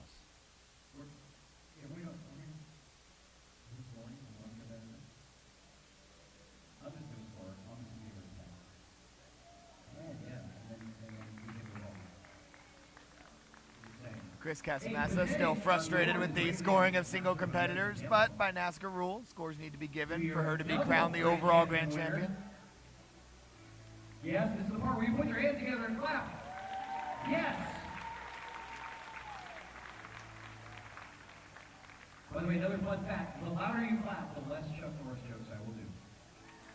There you go. It's up to you now for this going on. I got like 5 left. So, hey. It's always good to see the smile of the young competitors as they, receive their grand championship award. But some of the fun is also if you traveled here by plane, taking those awards back and taking them on the plane with you because you get all sorts of looks. From Dagmar, California, representing the world famous Red Dragon Karate. Please welcome Alec Johanbash. One thing that's funny about that, Mallory, is that early in my career, I was always flying in and out of the Nashville airport because I lived in Western Kentucky. And Caitlin Deschelle was also flying in and out of that airport a great deal. And so a lot of my flights would be with Caitlin Deschelle. And being Caitlin Deschelle, she was always coming home with typically a couple of overall grand championship awards, whatever they may be. And I was coming home with my modest 3rd or 4th place trophy. It was early in my career, but I was a little kid. And so people in the airport would often ignore Caitlin and her overall grand championship trophies and give me the attention that I did not deserve. But right now, Alec Johanbash deserves our attention with his traditional kata. I do believe this is his 3rd appearance tonight. Alex staying very busy.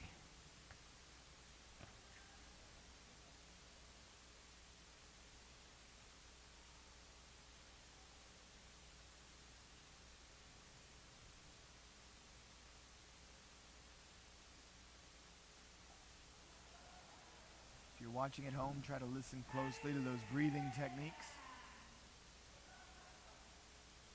A lot of these slower motions, that's the idea, is you're showing the control of the breathing techniques and then exploding into the powerful striking techniques, like the stepping front kick and the palm strike there.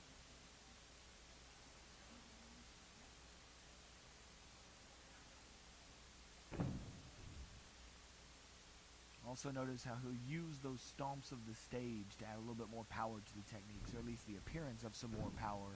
It always adds a little bit of extra effect when you can rattle the stage with the step of your foot. Definitely bringing the boom with those foot stomps and getting the attention of those judges that may need a little rattling to get that additional score. Maybe you should nickname Alec Boom Boom Jahanva. I think that is. Let's send that up to Chris.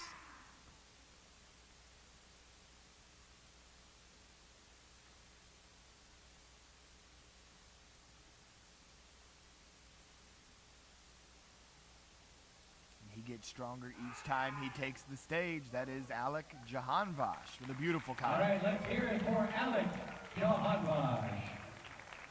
Our next competitor is from Sunrise, Florida, representing Team Infinity.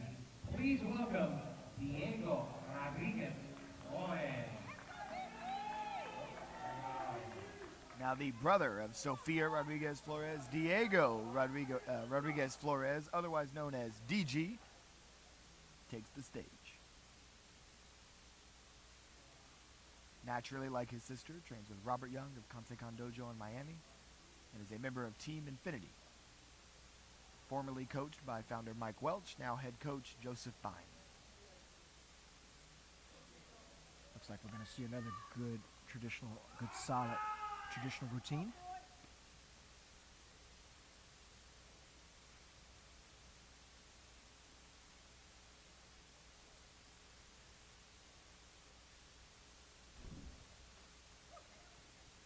Beautiful start, lots of power and snap.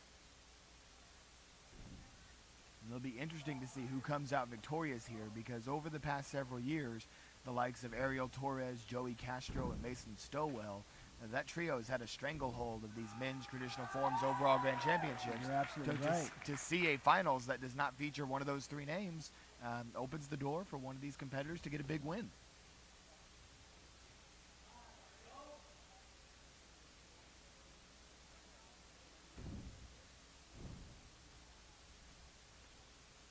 Lots of power in this performance from DG. It's an interesting contrast between these two Japanese kata, whereas Alec's performance focused more on the grace and the fluidity and the finesse, and DG's performance is a lot more heavily focused on the power and snap of the techniques. And both competitors are capable of doing either style, just comes down to the selection of kata that they choose for that evening. Those elbow strikes, you just envision the opponent flying back with all the power he's putting in those strikes.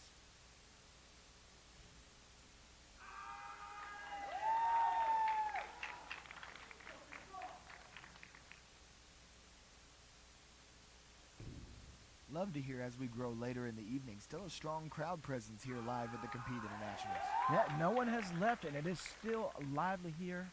Everyone definitely satisfied with the performance of the competitors tonight and sitting tight in their seats. All right, that is Diego Rodriguez Flores. Our third competitor, Two strong please Japanese welcome kata to get it started. William Smart. Now this is William Smart from the Merrick School. This should be a Korean form, if I'm correct.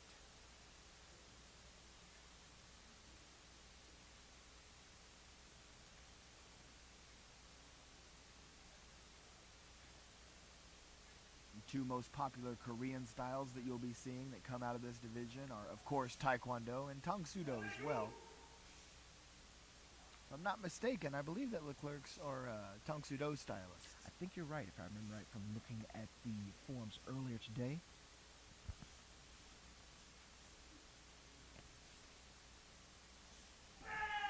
Performing Kang Sung Kun, a form that I used to use in the Korean division when I wasn't wielding a green bow staff. Aha. You did have an illustrious career in open hand forms. Most people do forget that. They're so remembering you from your bow routines.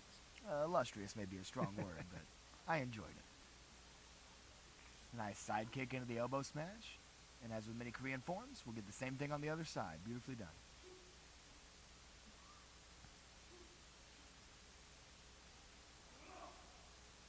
One key difference for those of you watching that may not have watched much of the comparisons between Korean and Japanese arts, I've always found it interesting the difference in the way they throw their double knife hand blocks. I know that sounds like a very specific technique to point out, but the chamber's very different, the trajectory's very different, the idea of the way the technique is being thrown, and it's one of those things that, you know, the average viewer may not be able to pick out, but then when I say something about it, you're like, hey, that block does look different. It just shows the difference between, you know, both styles and everything, and really is the difference in philosophies from, you know, a Japanese to a Korean style. It's one of the great things about open sport karate is being able to see both represented. Competitors of any style can find success here.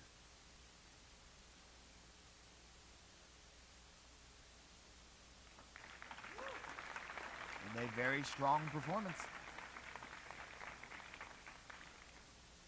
All right, that was William Smart, our final competitor to the stage, representing Team DKS. Please welcome Larry Gonzalez.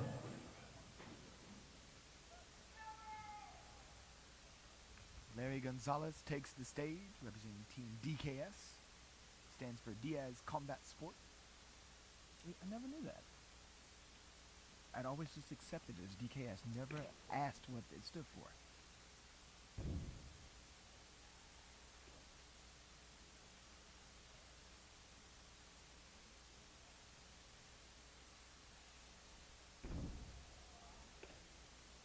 Larry, a mainstay on the NASCA stage with his Kenpo performance. He has been incredibly dominant in the Kenpo division.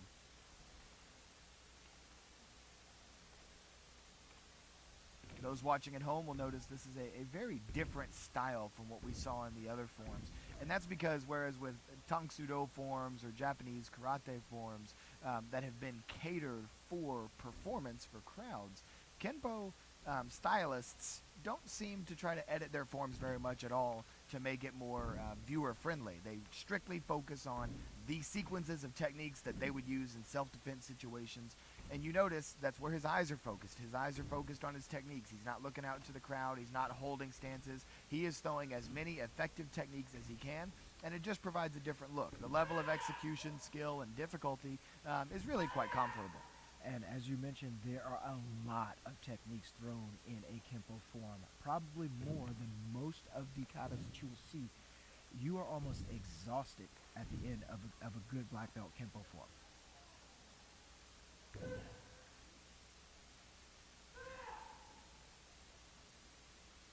Kenpo, one of the most popular styles practiced in the United States, thanks to the legendary Ed Parker. Ed Parker, who definitely established a wealth of knowledge out here on the West Coast. One of the leaders in the Kenpo world today, Professor Manny Reyes. Manny Reyes Sr., that is, promoter of the Pan American Internationals. He taught a seminar in Guatemala with Grandmaster Reyes once, and he actually was performing some of these Kenpo routines for the seminar. And his speed, even at his age, is absolutely incredible. That's one thing that sometimes, especially the competitors, don't necessarily realize and appreciate, is that these promoters can all throw down. They were all competitors in their day and are lifelong martial artists, and they got some skills. Are you calling for a promoters division? Is that what you call it? That might be That would be fantastic. I would personally sponsor prize money for a promoters division. I've seen Joe Greenhall throw chop punch combinations. Very good. Alec, 998, 998, 998, 998, 999. But I definitely have to agree with you. I've got the very great luxury to see Dennis Brown perform. His weapons routine and some of his kata, like you said, a wealth of knowledge. A wealth of knowledge. 9.99 and 9.9 going. Sounds like a set of winning scores for DG. 997, 997, 997, 997, and all those sevens head to Vegas. 997 for William Smart. Larry Gonzalez scores 997, 997, 997, and 997. That makes our winner for the traditional Grand Championship, Diego Rodriguez Flores. Congratulations to Diego Rodriguez Flores. He moves up into the adult division, the pinnacle of the sport, and wins an overall grand championship. U.S. Open, Mike McCoy.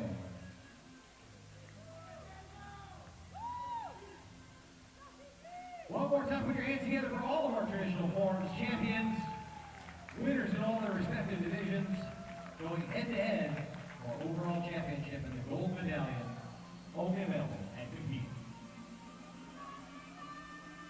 A lot of Diego fans to the side of the stage, Next up, shouting, "Go Diego, go!" overall Definitely so. Women's Grand Championship for the girls.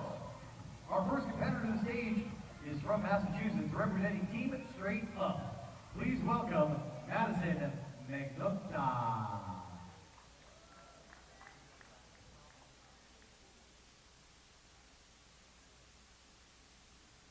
Maddie Magnotta of Team Straight Up, a very intense traditional weapons competitor.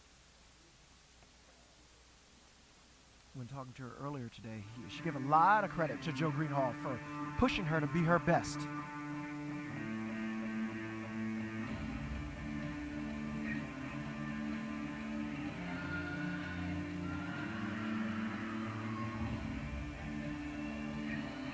Being a member of Team Straight Up, you can see that purple Hakama from a mile away. Reminds me of Joey Greenhall. That does bring back some great memories. Team Straight Up rocking, of course, the purple, white, and sometimes gold. Excellent speed on these striking combinations.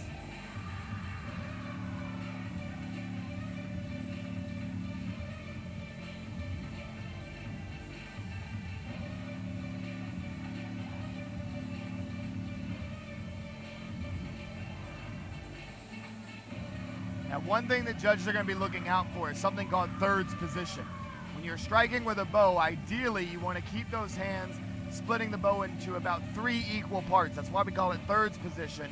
And so sometimes if you see those hands get a little bit close, it will allow competitors to gain a little bit of extra speed. But if the judges think those hands get too close to the extent that they're not fully extending their strikes, that's something judges can penalize competitors for.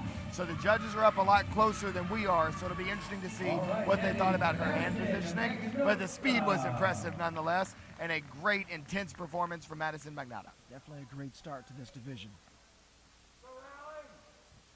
Next up, from Medford, New Jersey, representing Team America, please welcome Alessandra.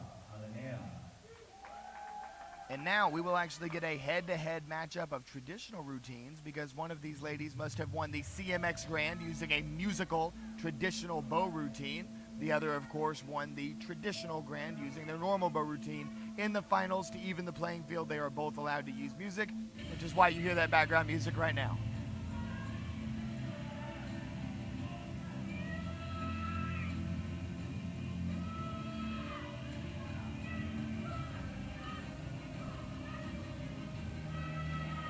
Alessandra trying to match the speed early on, doing a good job of it. And then being a bow guy, I mentioned it for Maddie, so I'm going to mention it for Alessandra as well. Watching that thirds position is going to be key. Speed is great, but you've got to maintain the good hand positioning to get the full extension of the striking. It eventually always does come back to the basics, the foundation of what everything is built on. Little bit of showmanship there. Throws the uppercut, looks up to the sky wherever she hit the uppercut, follows it up with the high thrust. Love that choreography.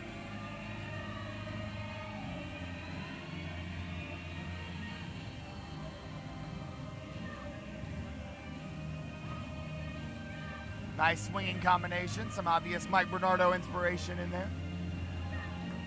That's definitely a throwback from the eras.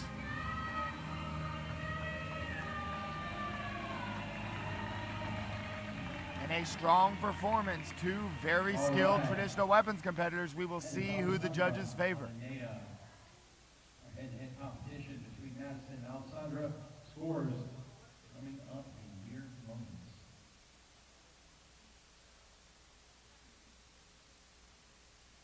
Excellent work to both of these ladies. Both of them have great potential to be solid traditional bow competitors for years to come. Madison's up first for scoring.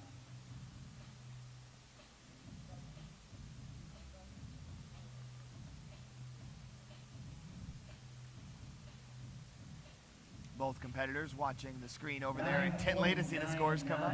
9.98, 9.98, 9.99, and 9.98 for Madison highs and lows dropped. It sounded like it was 2 9s. You need 3 to win. Scores for Alessandra, 9.98, 9.99, 9.99, 9.98, and 9.99.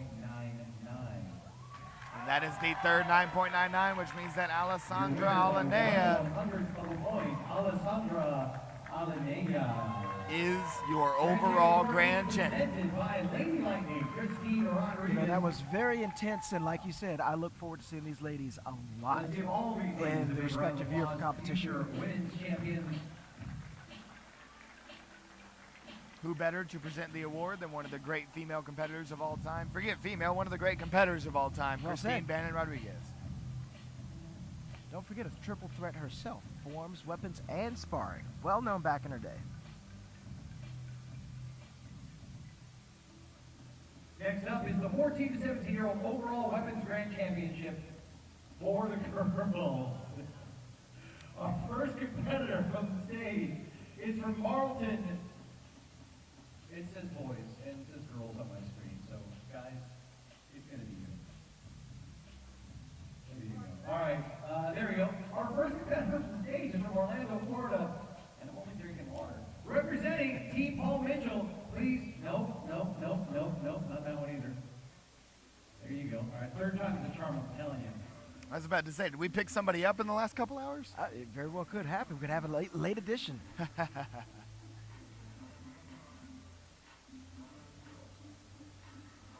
I believe that what Chris Castmaster is trying to say is that we are going to see the 14 to 17, boys weapons grand championship, which will be Shane Billow's traditional bow performance against the extreme commas of Phillip Brumet. Ah, there we go. What I started saying a minute ago, representing Team America, please welcome Shane Billow.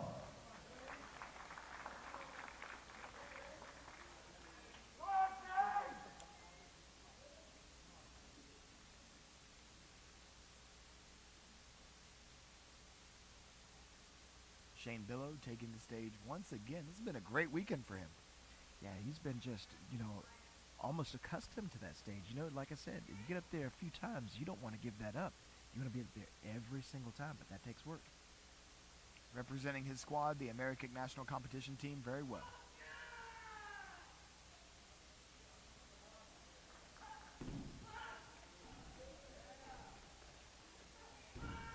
Excellent speed to start things off. Good level change going into the horse stance. Right back into it. Big jump, landing on the knee.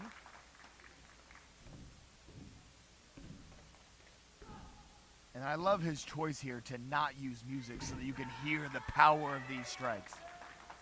You can hear the power and see the speed.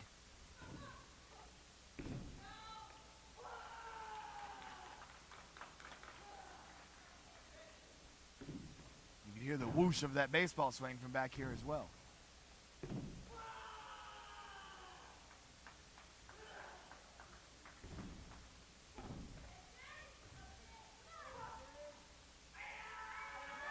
A very strong performance from Shane Billow. All right, that is Shane Billow, representing Team America. Our final competitor in the head-to-head matchup here is from Houston, Texas, representing Team Gypsy. Please welcome Phillip Bruma. Phillip Brumet takes the stage.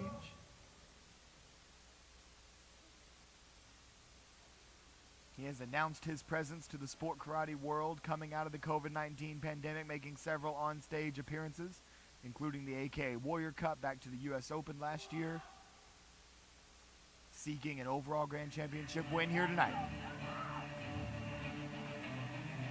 One of the things that's really entertaining that Phillip does during his routine is that in addition to strikes and everything, he's very animated doing his form. A lot of, whoa, hey, watch out. It's really interesting to see and hear when you're up close to it. And it's those little, what I call performance key eyes that make the tricks just a little bit more exciting, and Phillip has a ton of them in this routine. Finger rolls to get things started, hooks one comma on the other. Oh, misses the catch. We call that an orbiter as the comma kind of rotates around the body. It was originally invented by yours truly as a bow technique. We adapted it for Phillip's routine with the commas, but he just misses it there, and that is going to give Shane Billow an easy win tonight. You know, that's unfortunate. Phillip definitely will be back, but, you know, maybe something to think about and train for the next tournament. But high risk, high reward. The difficulty level of this form is what earned him this spot on stage, and I love to see the fact that he is finishing this routine all the way through. Wants to put on a show. We're out here near Los Angeles. You never know who could be in the crowd watching. You're absolutely right. You know, just to take it back just to another tale of you never know who's watching, it was Caitlin Michelle performing at the U.S. Open that didn't know that here in California that Jackie Chan was watching that night and contacted her for a role in a movie, and that began a great friendship between her and Jackie Chan and helped open a lot of doors for her in Hollywood. As you mentioned, keep going, you never know who is watching. So the competitors take the stage for a formality here, and Shane will receive the winning scores. Digitize, memorize, and hypnotize.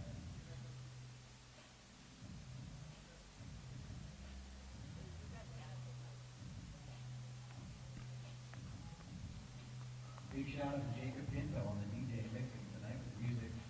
Filling time, just in time. Jacob Boom Boom Kenpo. We are ready for the scores.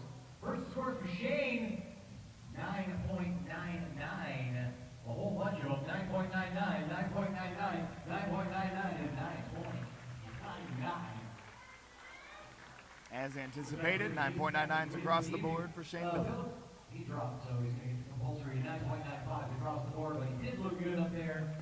Let's give both those competitors a big round of applause. Presenting the Grand Championship Award and the gold medallion, the always amazing Cebu Dennis Brown, promoter of the U.S. Capitol Classics. Congratulations to Shane Billow for his second championship tonight. Double overall grand championships for Shane Billow, taking the win both in the 14 to 17 boys forms and weapons. That's an impressive feat in a very deep division. Yes, sir, definitely, indeed. He's All right. making and putting the rest of the division on notice, as you mentioned. Is going to be the 18 and over women's forms grand championship. Our first competitor to the stage is from Orlando, Florida. Representing Team Paul Mitchell, please welcome Hayley Glass. A huge women's forms division coming up. Looks like we will have 7 competitors. Some of those may be competitors who got multiple draws, so the actual number of competitors might be less than that. If competitors win multiple divisions on the NASCAR World Tour, when they move on to the next round of competition, they're given extra draws, extra opportunities to get that premium last spot so that you get to leave that final impression on the judges. Hayley in a bit of an uphill battle here going first tonight.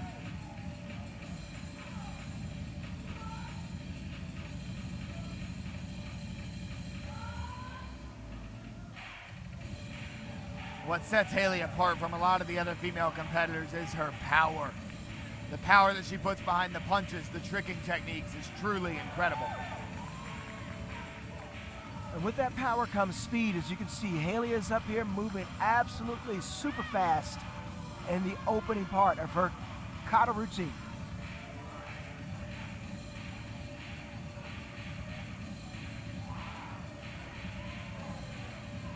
Not losing any steam at the end of the performance, strong all the way through. Setting the bar high for this women's overall forms grand championship is Hayley Bulletproof Glass. All right, our next competitor from Danbury, Connecticut, representing Team AKA. Please welcome Gabrielle Dunn.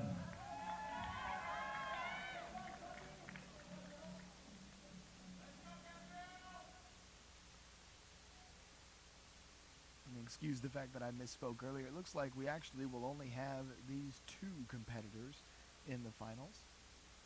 It's like maybe a little bit of an issue on the accounting end and the back end. But no worries. Gabrielle Dunn is on stage. And full transparency, this is my fiance. So I think I know who you're pulling for. But full transparency. Hayley's my teammate. Ooh, I got a fiance and a teammate. I got to be careful. yeah, I'm just gonna let you handle that one. Gabrielle running the form that she considers to be her ace, Popperin. It's her go-to form on stage.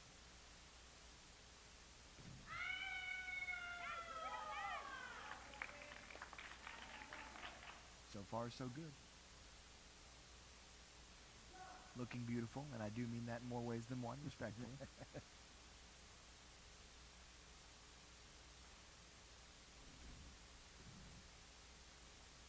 One thing that's so impressive about Gabrielle is the combination of that beauty and grace to the flow of her techniques and the power. When it's time to hit hard, she can pack a punch. She's been a mainstay on the stage for ladies' traditional forms for quite some times now, only improving more and more as the years go by. Absolutely. Black Belt Magazine's #1 ranked women's traditional forms competitor in the world on the open circuit. And we're seeing why right now. One of the captains of Team AKA.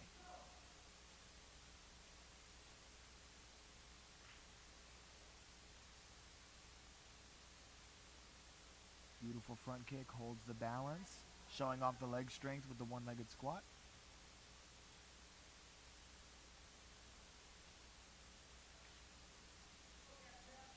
Also an ambassador for Century Martial Arts, as evidenced by that patch on her right sleeve. Century Martial Arts also a sponsor of the Compete Nationals and the stream tonight. So thank you for your partnership, Century. And I would say representing them quite well.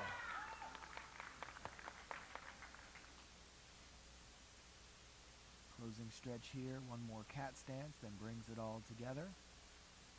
Showing off the leg strength one more time. So far so good on the way down, now she has to get back up. Beautifully done.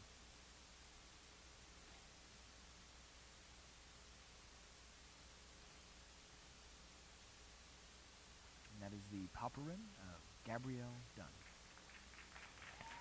Once again, looks like we will face off for traditional All right, and that is CMX. Gabrielle done. Now the scoring from Hayley and Gabrielle. Two excellent performances by both competitors. It all lies in the hands of the judges.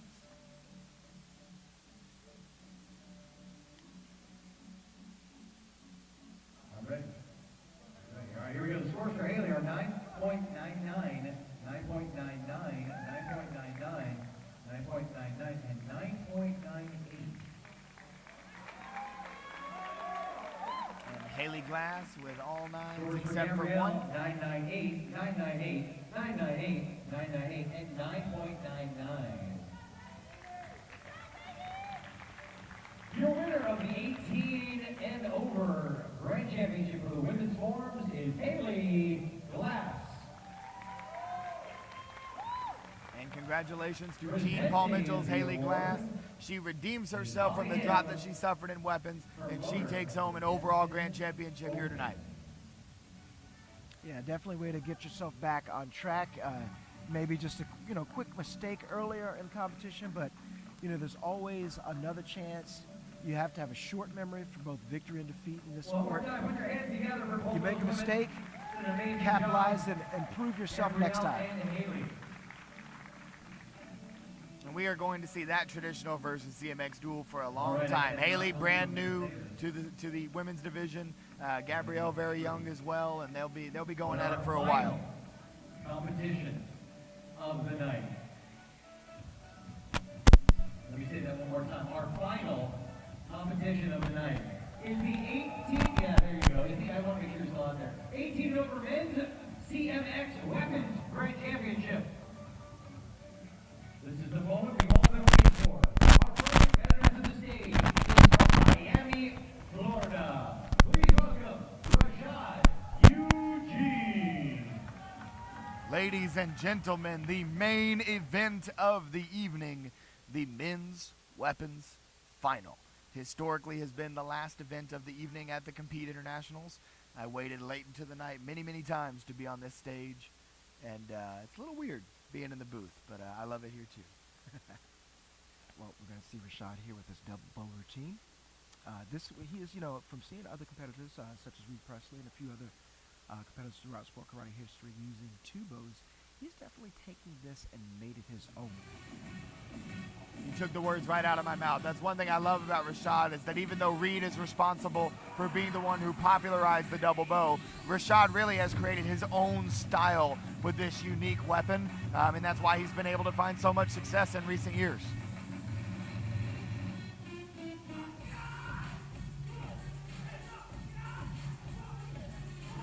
Combination of striking and spins to get things going. Here come the tricks. Magneto brings it to the other side. Neck roll while he's doing the box cutter. Double release. That's the signature of his, and he nails it.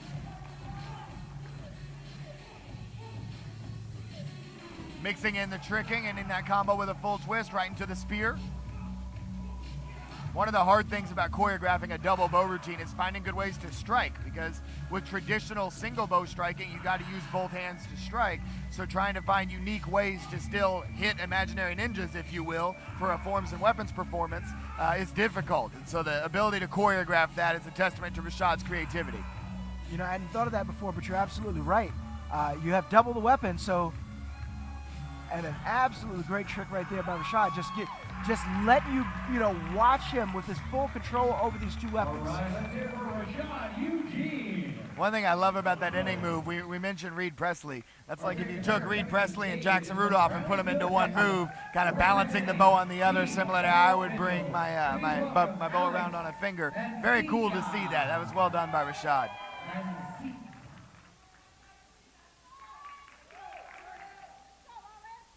Now we have the commas of Alex Mencius coming to the stage.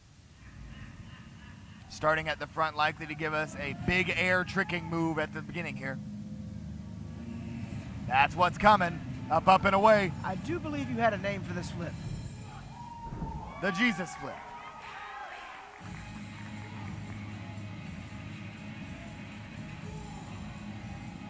Alex bringing his trademark intensity. He wants this one bad. He is a Diamond Ring champion, won the last Diamond Nationals in the men's weapons division.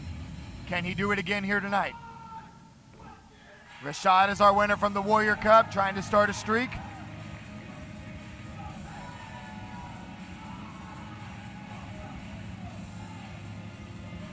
Into the tricking. Alex Mencius is a dark-sided tricker, meaning whereas you've seen most competitors tricking from the left side of the stage from our viewers' perspective over to the right side of the stage, Alex tricks the opposite direction. Now he's mixing in the comma releases, double release right into the Webster. Very high level of difficulty. He's coming for it.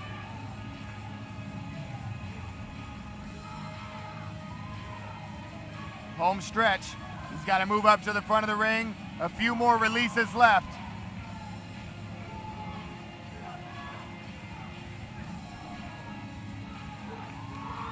So one more release will do it.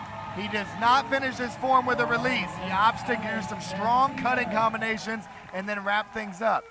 Interesting strategic choice there. Maybe a choice to make it a little conservative. Jack Zitch.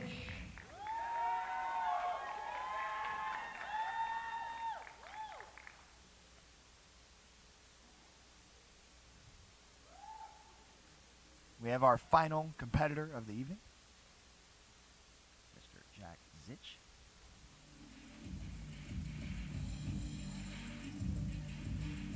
Tough act to follow, going up against two world champions that are always on the nighttime stage.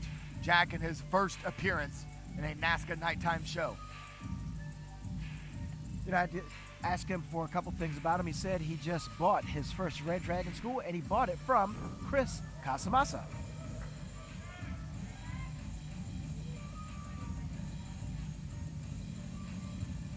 And if I'm not mistaken, he has the Jacob Pinto magnetic double swords. It's one sword split in half, so you can do a double sword routine.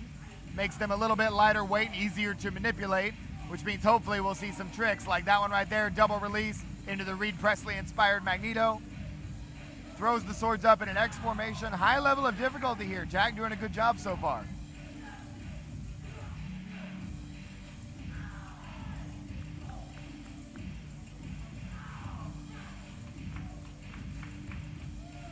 You know, you never know what you're going to see when you see a competitor come to the stage for the first time. But Jack is certainly setting the tone quite well that he's here to compete.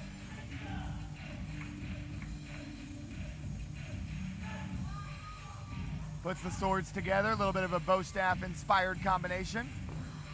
Famously done by Kalman Choka, the primary innovator of double sword in open competition. Nice spin over the head there, probably getting to the closing stretch of the routine here. Look for a couple more releases. Nope, he just finishes it up. Very strong performance. You know, that's one thing that's interesting watching this men's weapons final. You notice that I was always expecting what that big last move was going to be. And I guess that was just part of my era. That was what we did when it was myself and Reed Presley and Cole Presley and Tyler Weaver and that great group. And we had the opportunity to compete against some of these guys. But it was always who's going to do the biggest move at the end of the routine. Tonight, Rashad ended his form with a big trick. The other two competitors opted not to. It'll be interesting to see if that is something that influences the judging here. Let's see as the scores come out. 9.98 and 9.98. And with those scores, it sounds like Alex's decision to be a little bit more conservative, finish the form clean, is going to pay off. 9.99, 9.99, 9.98, 9.99, 9.99. And a celebratory Webster for Alex Mancias, who just got scores good enough to win himself another overall grand championship. 9.97, 9.97, 9.97. And The winner of the 18 overall grand championship, Alex Mancias. And Let's hear for Rashad and Jack. Great competitors, all winners of their division. Present the grand championship award. The promoters of this event, Amanda and Mohammed Johan Bosch. so Alex Mancias originally recruited to Team Paul Mitchell to bolster a young point fighting roster. He can do forms and weapons as well, and he has now won a men's weapons diamond ring, follows it up the following season with an overall grand championship here at the Compete Nationals. That's what we expect of somebody representing the black and white, is to go out there and get big wins in the biggest moments, and Alex Mancias just delivered. Why are there so many jokes Very about well Chuck done. Norris, but not about Bruce Lee? Bruce Lee was no joking matter. Ladies and gentlemen, thank you so much for being Well, here. that's going to do it here for us for the Compete Nationals. Glad to be back in 2022. As always, thank you, my broadcast partner, Jackson Rudolph. Look forward to see you